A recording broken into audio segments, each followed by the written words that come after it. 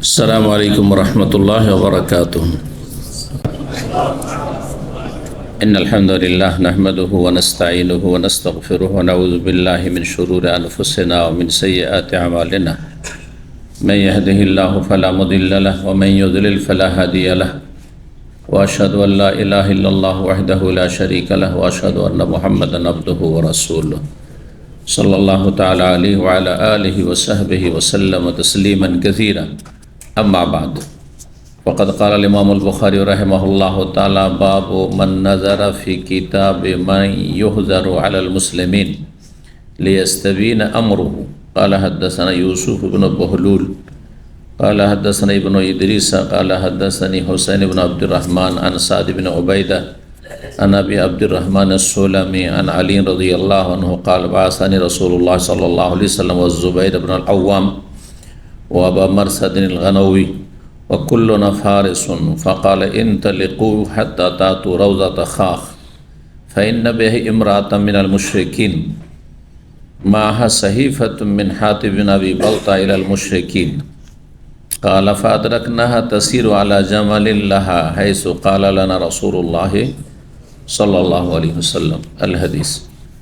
সম্মানিত ভাতৃমণ্ডলী, আল্লাহ রাব্বুল আলামিনের প্রশংসা এবং প্রিয় নবী সাল্লাল্লাহু আলাইহি সাল্লামের উপর সালাত ও সালামের পর আজ জুমাবার 15ই শাওয়াল 1447 হিজরি মোতাবেক 3রা এপ্রিল 2026 আমাদের ধারাবাহিক আলোচনা সহিহুল বুখারীর অনুমতি প্রার্থনা করা বা অনুমতি চাওয়া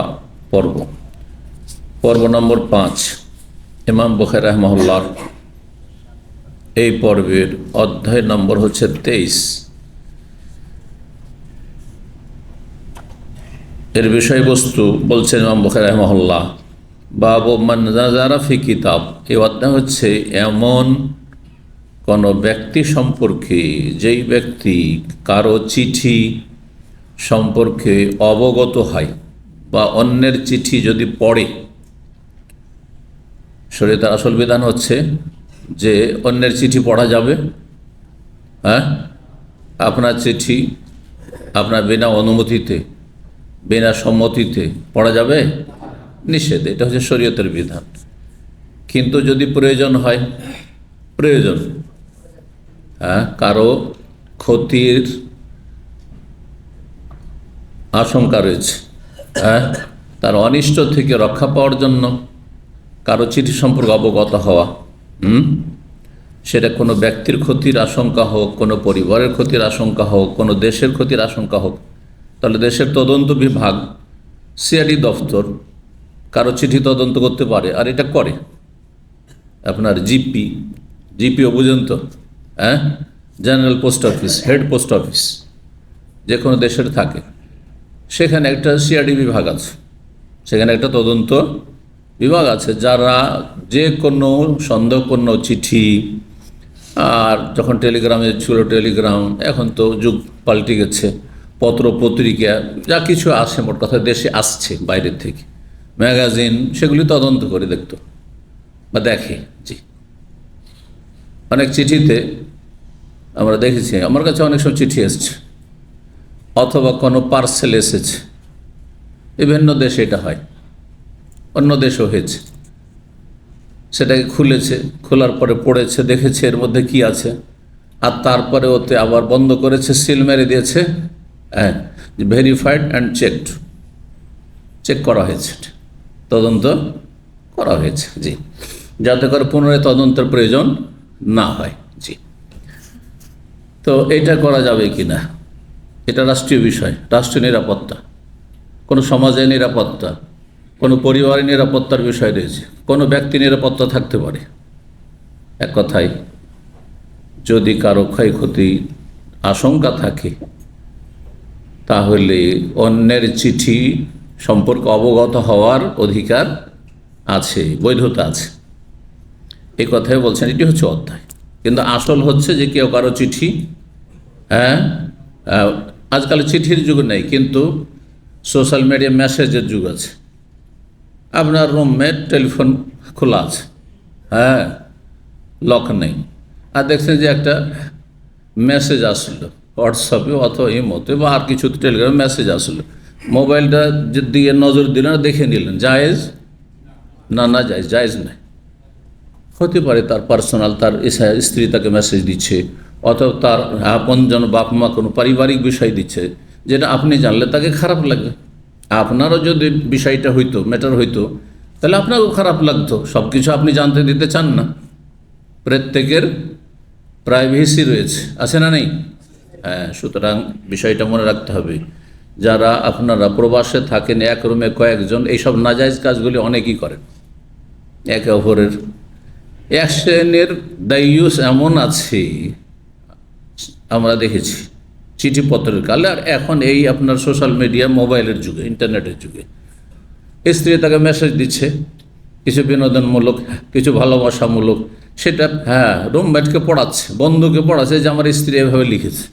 হারাম, এটা জায়েজ নয়, জায়েজ নয়, আপনার জন্য জায়েজ নয়। কারণ আপনাকে আপনার স্ত্রী আমানতদার, বিশ্বস্ত মনে করে পার্সোনাল কিছু মেসেজ দিয়েছে, যেটা চাই না যে অন্য কেউ জানুক, জায়েজ নয়। এইরকম আপনার স্ত্রীর কাছে আপনি কিছু মেসেজ দিয়েছেন, স্বামী স্ত্রীর মাঝে যেসব সম্পর্ক থাকে সেসব বিষয়ে, আর তার বান্ধবীকে দেখাচ্ছে, মোটেই জায়েজ নয়, হারাম এগুলো। জি, এসব মশলা আমাদেরকে জানতে হবে। দিন ইসলাম একটি পূর্ণাঙ্গ জীবন বিধান, শুধু দু চারটি ইবাদত বন্দেগীর নাম নয়, দু চারটি বিষয়ের হালাল হারামের নয়, সার্বিক জীবনে হয় হালাল না হয় হারাম, জায়েজ না হয় না, প্রত্যেকটা বিষয় তাহলে আপনাকে জানতে হবে। জি, তো এটি একটি গুরুত্বপূর্ণ বিষয় যা আমাদের জানা জরুরি। যা আসল হচ্ছে, কারো কোনো কিছু মেসেজ, চিঠিপত্র আমরা তার বিনা অনুমতিতে দেখতে পারি না, জায়েজ নয়।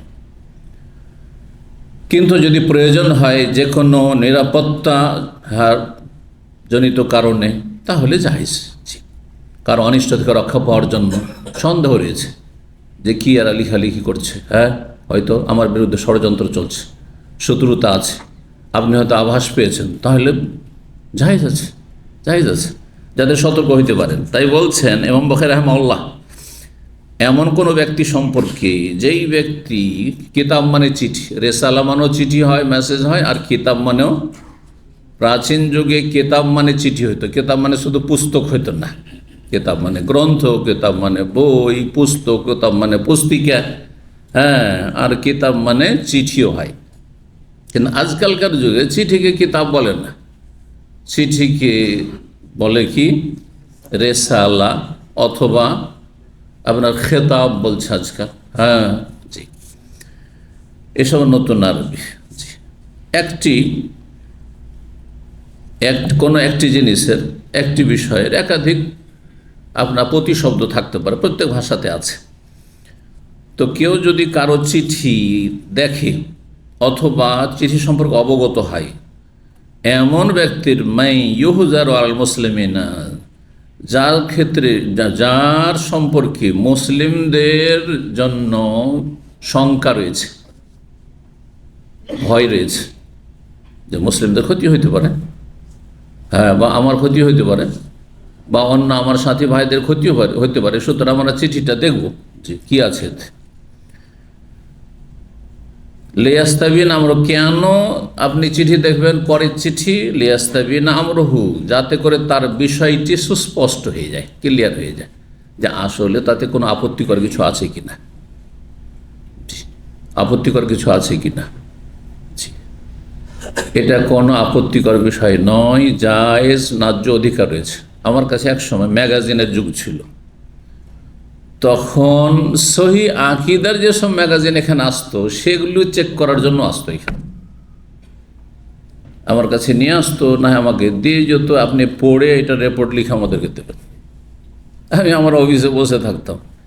বেদাতি ম্যাগাজিন, প্রথম ম্যাগাজিন এসেছিল একটি বাংলাদেশ থেকে, মাসিক পত্রিকা ম্যাগাজিন বেরোয়, রহমানিয়া পয়গাম, জানেন তো? কে জানে না, ভুলে গেছেন সব। রহমানিয়া পয়গাম দেওবন্দি কওমিদের ছিল। রহমানিয়া পয়গাম এক কপি নিয়ে আসার পরে আমাকে বললো যে এটা সম্পর্কে আপনাকে রিপোর্ট দিতে হবে। তা আমি জানতাম না, প্রথম দেখলাম, পড়লাম একটু কিছু, বিশেষ করে ওদের ফতোয়াগুলি পড়লাম, দেখলাম সব উল্টা পাল্টা ফতোয়া,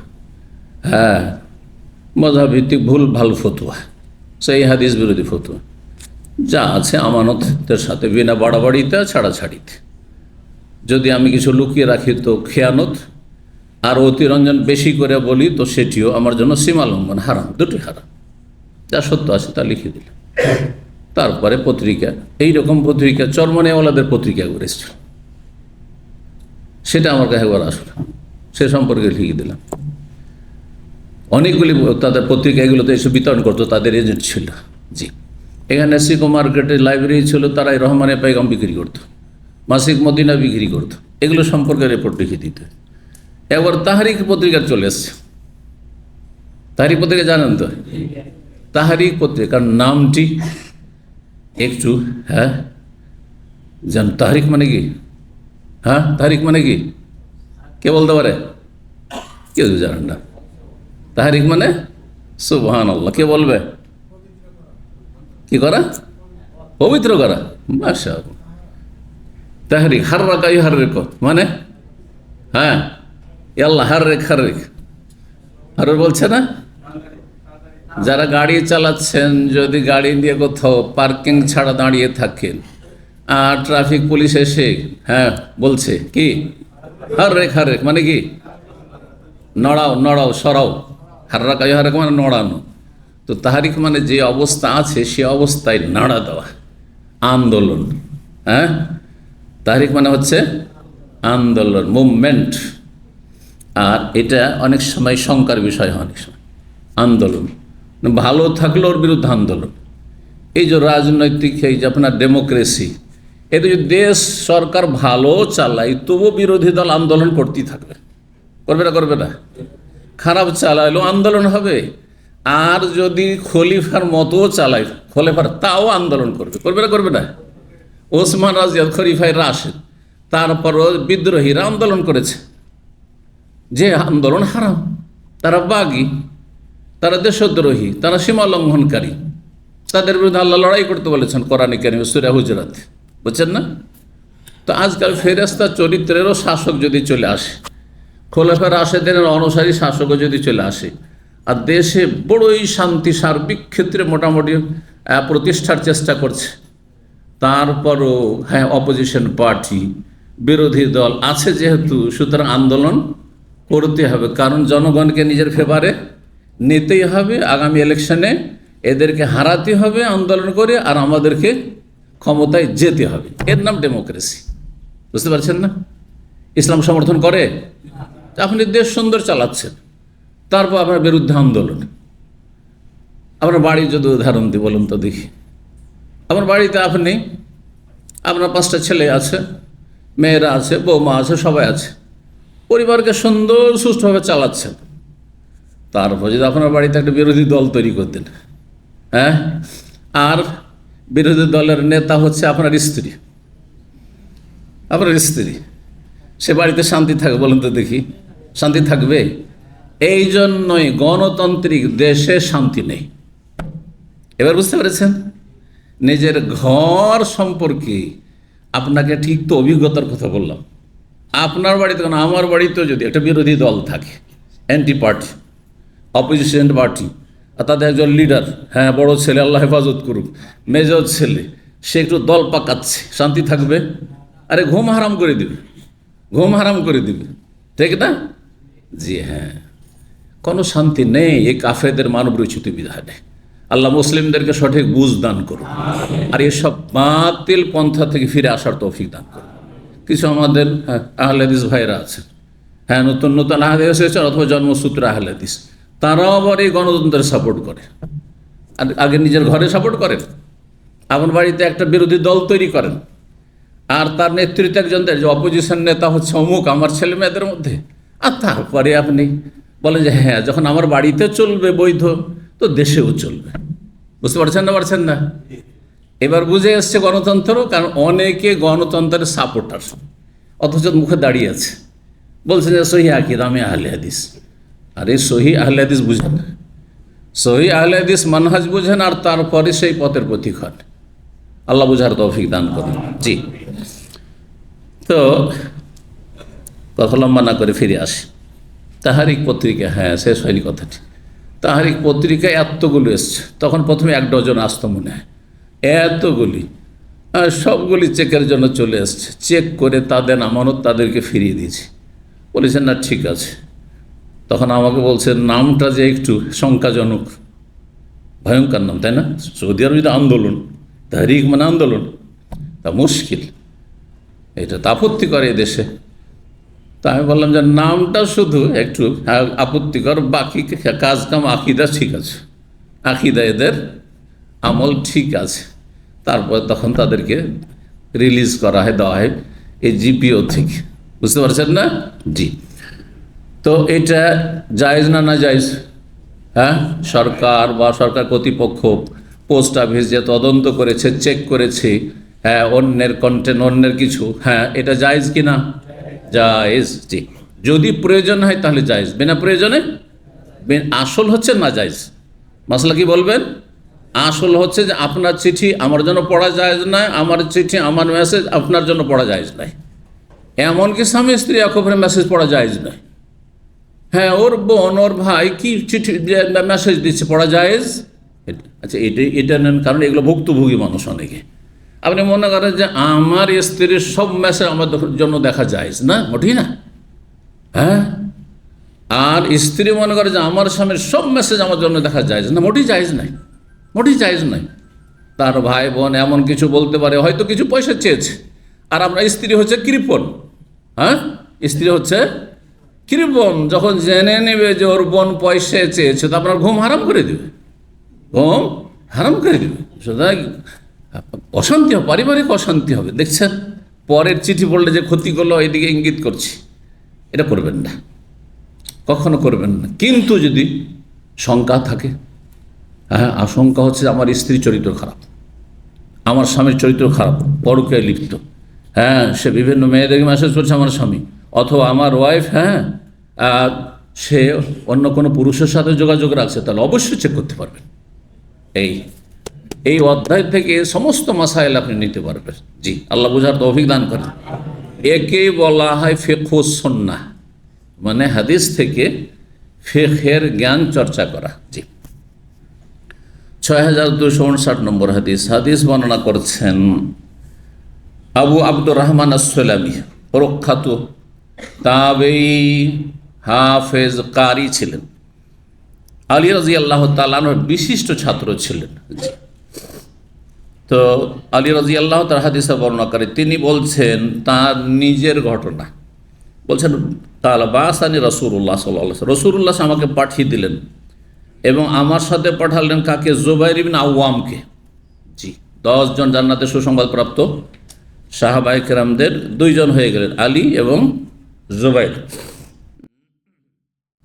ওয়াবা মারসাদ আল গানবী, আর তৃতীয় সাহাবী আবু মারসাদ গানবী রাদিয়াল্লাহু তাআলা আনহু, 3 জনকে পাঠালেন। কেন আমাদেরকে পাঠালেন? অন্য কোনো সাহাবীকে কেন পাঠালেন না? বিশেষ একটি অভিযানে, বিশেষ একটি কাজে, ডিউটিতে। অকুল্লানা ফারেস, যেহেতু আমরা সকলে অশ্বারোহী ছিলাম, হ্যাঁ, ঘোড়ার পিঠের পারদর্শী যোদ্ধা ছিলাম, হ্যাঁ, ঘোড় দৌড়ে আমরা বড় পটু ছিলাম। সবাই ঘোড়ার পিঠে টিকে থাকতে পারে না, হ্যাঁ, যদি অভ্যাস না থাকে, সম্ভব না আমার পক্ষে সবাই, কিন্তু যার অভ্যাস আছে ঠিকই পারে। তো আমরা সকলে কি ছিলাম? ফারেস। ফারাস মানে ঘোড়া, আর ফারেস মানে ঘোড়াওয়ালা, মানে অশ্বারোহী, হ্যাঁ, ঘোড়া দৌড়াতে পারদর্শী যিনি। ফাকালা, নবী সাল্লাল্লাহু আলাইহি ওয়াসাল্লাম বললেন এই 3 জনকে, ইনতালিকু, তোমরা চলে যাও মদিনা থেকে, হাত্তা তাতু রওজাতা খাখ, রওজা খাখ নামক স্থানে চলে যাও। নবী সাল্লাল্লাহু আলাইহি ওয়াসাল্লাম ওহী করা হয়েছে, ওহী হয়ে গেছে অলরেডি, যে গোয়েন্দাগিরি চলছে। সুতরাং হ্যাঁ, তুমি সতর্ক হয়ে নবী, ফাইন্না বিহা ইমরাতান মুশরিকিন, সেখানে একজন মুশরিক নারীকে পাবে। আল্লাহু আকবার। হ্যাঁ, এখন মাজার পূজারি একজন বেরোলি যদি বলে নবী আলেমুল গায়ব, তো হাজার হাজার লক্ষ লক্ষ হাদিস রয়েছে, কোরআনের আয়াত রয়েছে অনেকগুলি, হ্যাঁ, ডজনের উপরে, যে নবীকে যা জানা হয়তো তার অতিরিক্ত কিছু জানতেন না, ঠিক না? কিন্তু এই হাদিস যদি বাজিক শুধু এইটাই নিয়ে দৌড় দেন আপনি ছো মেরে, হ্যাঁ, আর হাজার হাজার হাদিস আর আয়াত যদি আপনি ছেড়ে দেন, তাহলে আপনি মুশরিক হয়ে যাবেন। যে নবী সব জানতেন, নবী সব জানতেন না, তবে যেটা জানিয়ে দেওয়া হয়তো সেটা জানতেন। আর তাকে অনেক কিছু জানানো হয়তো, আমাকে কিছুই জানানো হয় না। এবার বুঝতে পেরেছেন? আমার একটু পরে কি হবে, আপনার কি হবে, আমাদেরকে জানানো হয়েছে, কিন্তু নবী সাল্লাল্লাহু আলাইহি ওয়াসাল্লাম আম্বিয়া রাসূলগণকে জানানো হয়তো যে তোমার ইন্তেকাল ঘনিয়ে আসছে, হ্যাঁ তোমার এই দিনে এই সময় ইন্তেকাল হবে, তুমি প্রস্তুত হয়ে যাও। কিন্তু আমাকে আপনাকে জানানো হবে না হয়তো, কিন্তু একেবারে হবে না জরুরি নয়, কারো হইতেও পারে। হয়তো মুমিনের জন্য হ্যাঁ ভালো স্বপ্নের রাস্তা খোলা আছে, ফেরেশতা ওই নিয়ে আসবে না যেমন নবীদের কাছে এসেছে, কিন্তু মুমিন ভালো স্বপ্ন দেখতে পারে, হ্যাঁ ভালো স্বপ্ন দেখতে পারে। জি, আর এর জন্য আলেম হইলেই ভালো স্বপ্ন দেখতে জরুরি না, সাধারণ মানুষ হোক, সাধারণ মানুষ কিন্তু পরেশগার মানুষ, সেও তার সম্পর্কে ভালো স্বপ্ন দেখতে পারে, এটা হয়েই থাকে অনেক সময়। জি, আর সব সময় যে স্বপ্ন সত্য হবে তাও নয়, কারণ স্বপ্ন 3 রকমের। হ্যাঁ, যদি এক রকমের স্বপ্ন হইতো তাহলে বলতে যা দেখেছি সেটাই ঠিক, তাই না? তো আরও যে 2 রকম স্বপ্ন রয়েছে, যে ভ্রান্ত স্বপ্ন, একটা শুধু সত্য স্বপ্ন, বাকি 2 রকম স্বপ্ন হচ্ছে অবাস্তব স্বপ্ন। জি, কিন্তু স্বপ্নের রাস্তা খোলা আছে মুমিনদের জন্য। যদি দেখা যায়, কখন জানতে পারবো যে আমার স্বপ্ন সত্য? যখন সেটা ঘটে যাবে, যখন সেটা ঘটে যাবে। জি, ঘটার আগে আমরা বুঝতে পারবো না যে আসলে কি সত্য স্বপ্নই। তো নবী সাল্লাল্লাহু আলাইহি ওয়াসাল্লাম বলে যে সেখানে একজন মুশরিক নারীকে পাবে, মাহা সাহিফা, সাহিফা মানেও চিঠি হয়, কিতাব মানেও চিঠি, আর সাহিফা, তার কাছে একটি চিঠি পাবে। মিন হাতিব বিন আবি বালতা, হাতিব বিন আবি বালতা প্রখ্যাত সাহাবী, বদরি সাহাবী, বদরের যুদ্ধে 313 জন যোদ্ধার অন্যতম সাহাবী, সুবহানাল্লাহ, বিশিষ্ট সাহাবী। কিন্তু তিনি তার বিশেষ দৃষ্টিভঙ্গি থেকে এবং তিনি বিশেষ ভালো নিয়তে, যে নিয়তির কথা হাদিসে আসছে পরে বলছি, তিনি এই চিঠি লিখে ফেলেছিলেন। জি, নবী সাল্লাল্লাহু আলাইহি সাল্লামের যে লক্ষ্য উদ্দেশ্য ছিল যুদ্ধের, মক্কা বিজয়ের জন্য, মক্কা বিজয়ের জন্য। তো এই মক্কা বিজয় সম্পর্কে সাহাবায়ে কেরামদের সাথে বিশেষ যে মিটিং হয়েছে, আলোচনা হয়েছে, এই গোপন খবর লুকিয়ে গোপন রাখতে বলা হয়েছে। কারণ এটা যদি আগে থেকে মক্কার কাফেররা যায় নাই, তো অগ্রিম তারা প্রস্তুত হয়ে যাবে, হ্যাঁ প্রতিরোধ গড়ে তুলবে, আর তখন আমাদের জন্য মক্কা বিজয় করা কঠিন হয়ে পড়বে, বা হয়তো মক্কা বিজয় করা সম্ভব হবে না। কারণ মক্কা বিজয় তো খুব সহজে হওয়ার কথা ছিল না, যত সহজে হয়েছে। কিন্তু আল্লাহ যখন চান খুব সহজে হয়ে যেতে পারে বিজয়। তো যাই হোক, হাতিব বিন বালতা একটা চিঠি লিখেছেন, আর মহিলা, সে মুশরিক পৌত্তলিক মহিলা, তার হাতে ন্যস্ত করেছেন, আর বলেছেন যে মুশরিক মক্কার নেতাদের কাছে এই চিঠিটি পৌঁছে দেবে। তাতে কি লেখা ছিল যে দেখো, তোমরা সতর্ক সাবধান হয়ে যাও, নবী সাল্লাল্লাহু আলাইহি ওয়াসাল্লাম কিন্তু যুদ্ধের প্রস্তুতি নিচ্ছেন তোমাদের উদ্দেশ্যে, আর মক্কায় খুব তাড়াতাড়ি আক্রমণ হতে যাচ্ছে। এটি কত বড় খেয়ানত, রাষ্ট্রীয় খেয়ানত না? বিশ্বাসঘাতকতা নয়? হ্যাঁ, ঠিক কিনা? জি, কিন্তু বিশ্বাসঘাতকতা হচ্ছে 2 রকম। একটা হচ্ছে কাফেরদের সাথে ভালোবাসার খাতিরে, তাহলে এটি কুফর, তাহলে সে কাফের হয়ে যাবে। কাফেরদের সাথে যদি মিত্রতা থাকে বা তাদের বেতনভুক্ত হয়, হ্যাঁ তাদের স্বার্থে কাজ করে, যেমন কাফেরদের স্বার্থে কাজ করে মুসলিম দেশে অনেক মুনাফিক গোয়েন্দা আছে কাফের দেশের, অথচ জন্মসূত্রে সে মুসলিম, নিজেকে মুসলিম বলে পরিচয় দিচ্ছে। কাফেরের সাথে মহব্বতের কারণে হ্যাঁ কাফেরদের বিজয় কামনা করে এবং কাফেররা শক্তিশালী হোক এটা চায়, বা কাফেরদের বেতনভুক্ত, তাহলে এটি কুফর। বুঝতে পারছেন?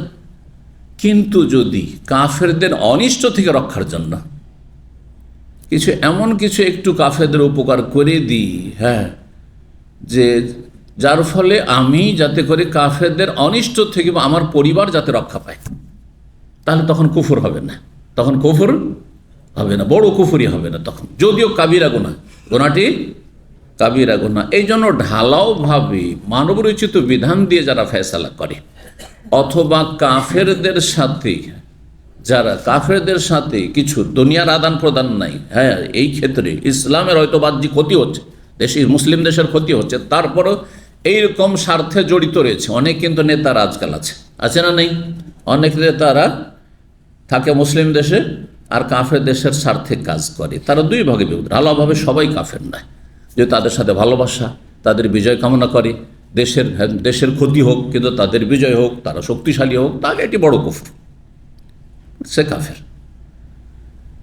আর যদি এমনটা হয় যে সেখানে আমার বেশ কিছু স্বার্থ, ব্যবসা, বিজনেস আছে, সেখানে আমার অনেক কিছু আছে, সেটা রক্ষা করার জন্য তাদের ওপর যদি একটা আমার অবদান থাকে, তাদের সাথে একটা আমার সুসম্পর্ক থাকে, তাহলে আমি এগুলোকে রক্ষা করতে পারবো, না হলে ক্ষয়ক্ষতি হবে, হ্যাঁ, এই জন্য করে, তাহলে কাবিরা গুনাহ, আর সেই ব্যক্তি ফাসেক, সে ব্যক্তি হচ্ছে ফাসেক।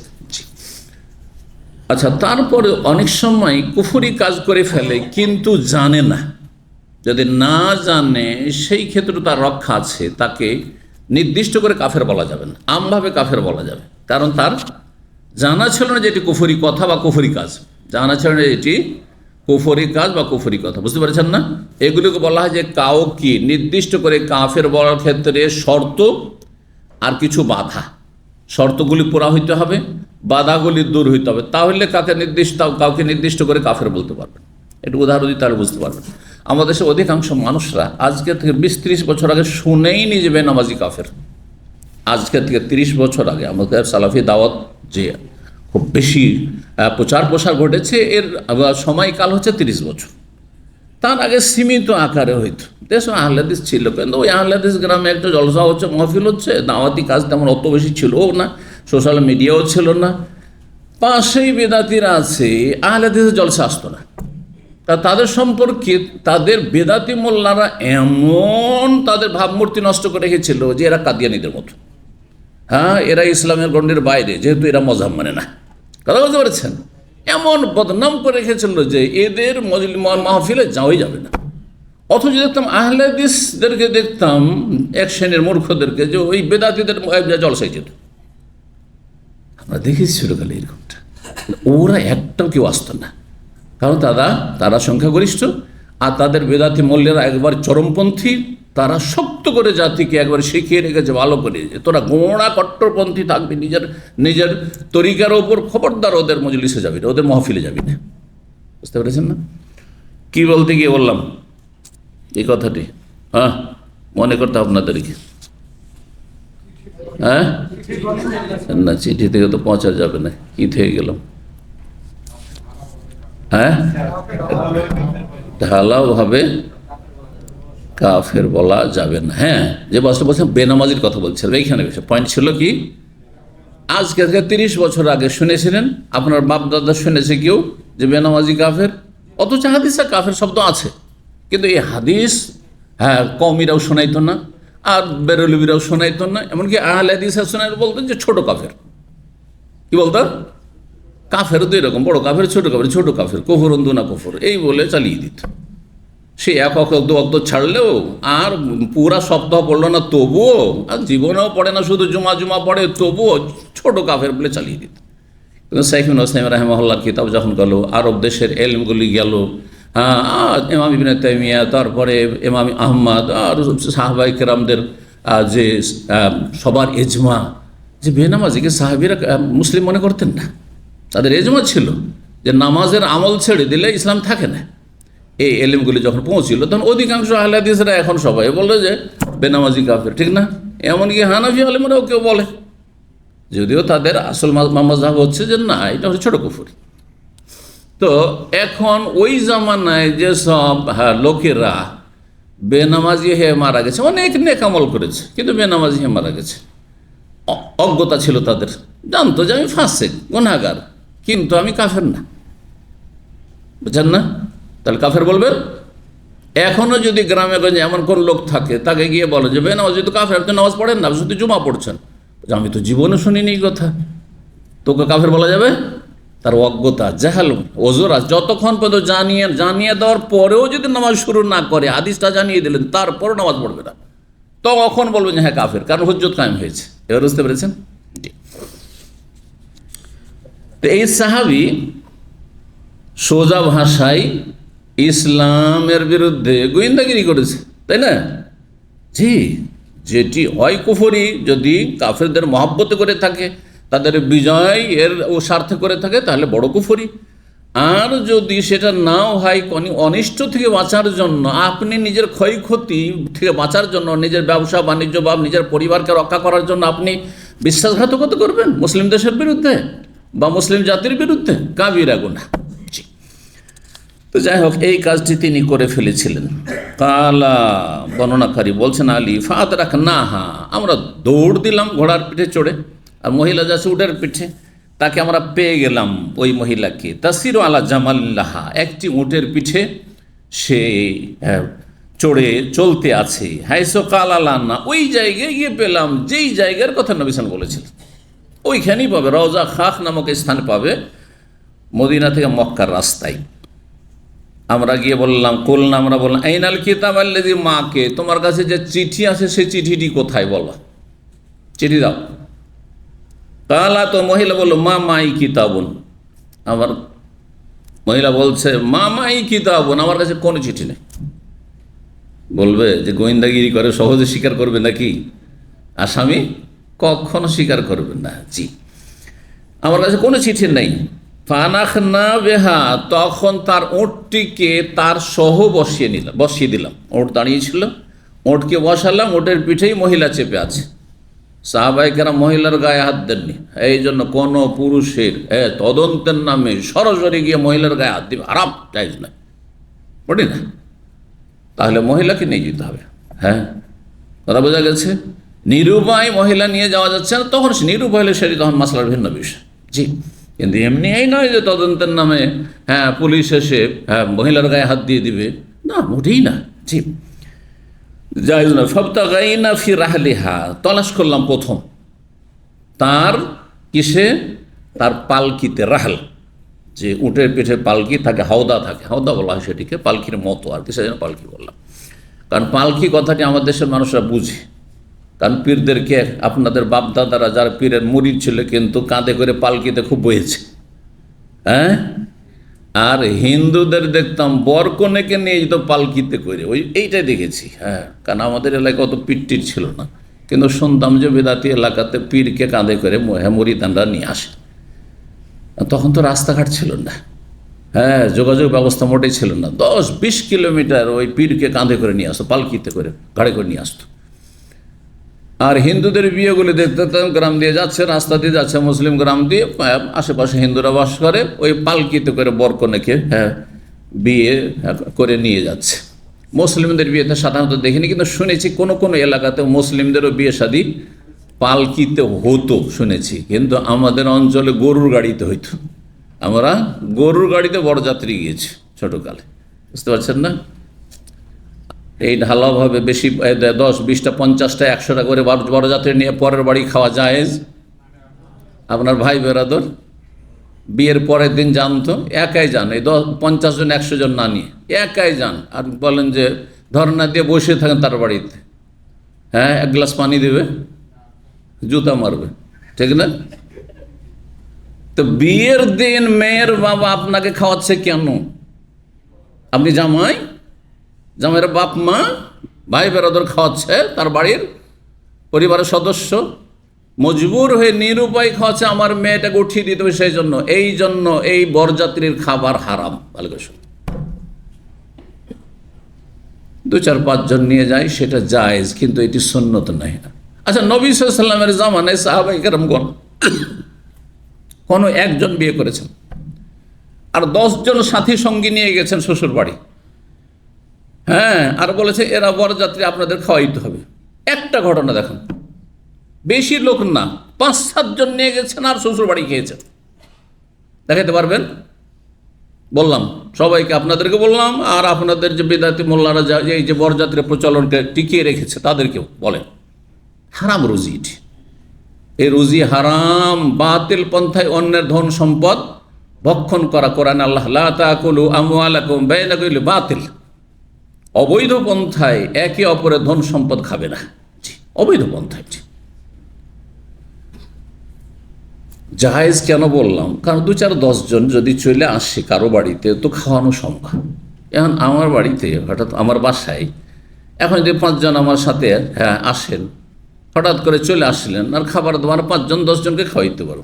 কিন্তু আপনারা এই 250-300 জন হঠাৎ করে এসে যদি ঢুকে যান আমার বাড়িতে, লাইন দিয়ে দেন যে আজকে আপনার বাড়ি খাওয়া দাওয়া করবো, জায়েজ? হারাম খাওয়া দাওয়া, বুঝতে পারছেন না? জবরদস্তি এত লোক খাবে না আমার কাছে, বুঝতে পেরেছেন? জি হ্যাঁ, সহজ ভাষায় বুঝেন যে বরযাত্রী হারাম কেন। জি, এই কুসংস্কার, এই হারাম প্রথাগুলি উঠিয়ে দেন। এগুলো হিন্দুদের থেকে এসেছে, এগুলো জুলম অত্যাচার করা, এগুলো শোষণ করা, এগুলি হচ্ছে মেয়ে পক্ষের নিপীড়ন। জি, আল্লাহ বোঝার তৌফিক দান করেন।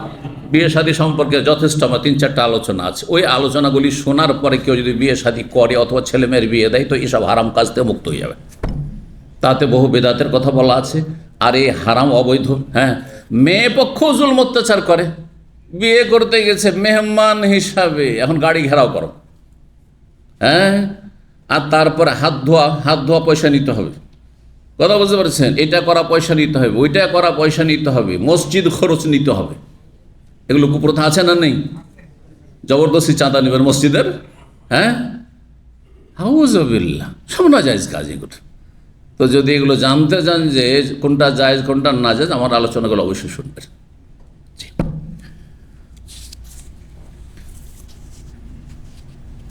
তো বলছেন যে তাকে বসালাম কি সহ, উট সহই, মানে উটকে বসালাম, তাকে সহ মানে সে পিঠের উপরে মহিলা বসেই আছে। ফাবতাগাই নাফি রাহলিহা, তার পালকিতে বা তার যে হাওদা তাতে আমি তলাশ করলাম। ফামাও জানা সেন, কিন্তু চিঠি পেলাম না। তার গায়ে হাত না দিয়ে, হ্যাঁ, উটের পিঠে যা কিছু আছে মাল সামানের ভিতরে পাওয়া গেল না। কালা সাহেবায়া, তখন আলী বলছেন আমার দুই সঙ্গী জুবাইর বিন আওয়াম আর আবু মারসাদ বললেন মা নারা কিতাব, আমরা তলাশ তো করলাম। আলী, যে আলীর নেতৃত্ব যেহেতু, আলীকে বলছেন আমরা তলাশ তো করলাম কিন্তু কোনো চিঠি পাচ্ছি না। কালা কুলতু, আমি বললাম লাকাদ আলেম তু মা কাযাবা রাসূলুল্লাহ সাল্লাল্লাহু আলাইহি ওয়াসাল্লাম, আমি জানি সুনিশ্চিত, আমার দৃঢ় বিশ্বাস, ইলম মানে ইলমুল ইয়াকিন, এখানে আমার দৃঢ় বিশ্বাস যে রাসূলুল্লাহ সাল্লাল্লাহু আলাইহি ওয়াসাল্লাম মিথ্যা কথা বলেননি। যাও, একজন মহিলা অমুক জায়গায় আছে, তার কাছে চিঠি আছে, নিয়ে আসো চিঠিটি। ওয়াল্লাযী ইউহলাফু বিহি, সে আল্লাহর কসম করে বলছি, যার কসম করা হচ্ছে শরীয়ত সম্মত, আল্লাহ ছাড়া অন্যের কসম করা শরীয়ত সম্মত না। ইউহলাফু বিহি, সেই জাতের, সেই সত্তার কসম করছি যার শপথ করা হয়ে থাকে। মহিলাকে সম্বোধন করে বলছেন আলী রাদিয়াল্লাহু তাআলা, তুখরিজান্নাল কিতাবা, অবশ্যই অবশ্যই তুমি চিঠিটি বের করে দাও। কোথায় আছে? আউলা ওজার রেদান্নাকে, আর না হলে তোমাকে বিবস্ত্র করে আমরা তল্লাশি চালাবো। হ্যাঁ, তোমাকে বিবস্ত্র করতে বাধ্য করিও না, আমাদেরকে তল্লাশি করতেই হবে, কারণ রাসূলুল্লাহ সাল্লাল্লাহু আলাইহি ওয়াসাল্লাম বলেছে তোমার কাছে চিঠি আছে। কালা বনকাল ফালাম্বারা আতিল জিদ্দা, যখন মহিলা দেখলো যে এরা তো অনড়, জিদ মানে সত্যি সত্যি করে ফেলবে, জিদ্দুন হাজলনের বিপরীত। এই জন্য তালাক সম্পর্কে একটি হাদিসে রয়েছে, সালাসুন জিদ্দুহুন্না জিদ্দুন ও হাজলুহুন্না জিদ্দুন। শুনেছেন এই হাদিস? 3টি এমন বিষয় রয়েছে যে আপনি সত্যি বলেন তবু সত্যি হয়ে যাবে, আর যদি হাসি রসিকতা করে বলেন আপনি, হ্যাঁ, তবু কি হয়ে যাবে? জিদ্দুন, সত্যি বাস্তবায়ন হয়ে যাবে। কি? আর নিকাহ ও তালাক, ও তালাক, আর হ্যাঁ ফেরিয়ে দেওয়া। হাসির দুইজনে হাসি রসিকতা চলছে, করতে করতে যাও তোমার থাকবো না তোমার সাথে, স্ত্রী বলছে, আর আপনিও হাসতে হাসতে বলেন যাও রাখবো না, যাও ছেড়ে দিলাম তোমাকে। তারপরে যদি কেউ বলে শেষ, বলছে সে হাসি মজাক করছি, হাসি রসিকতা করছি, আবার কিসের? বলছেন না, তালাক হয়ে গেছে। তো কথা বুঝতে পারি স্যার, হাসি রসিকতার বিয়ে এরকম হয়েছে, ঘটনা ঘটেছে। একটা ছেলে, শুনেছি মদিনা ইউনিভার্সিটির ঘটনা, সত্য তা আল্লাহ জানে, কিন্তু যে কোনো জায়গায় হইতে পারে, আপনাদের মধ্যে হইতে পারে। একজন মুরব্বী বসে আছেন আর ওনার মেয়ে আছে, জানেন, একটা যুবক ছেলে গিয়ে, আঙ্কেল আপনার মেয়ের সাথে আমার বিয়ে দিয়ে দেন। ওর যাও দিয়ে দিলাম।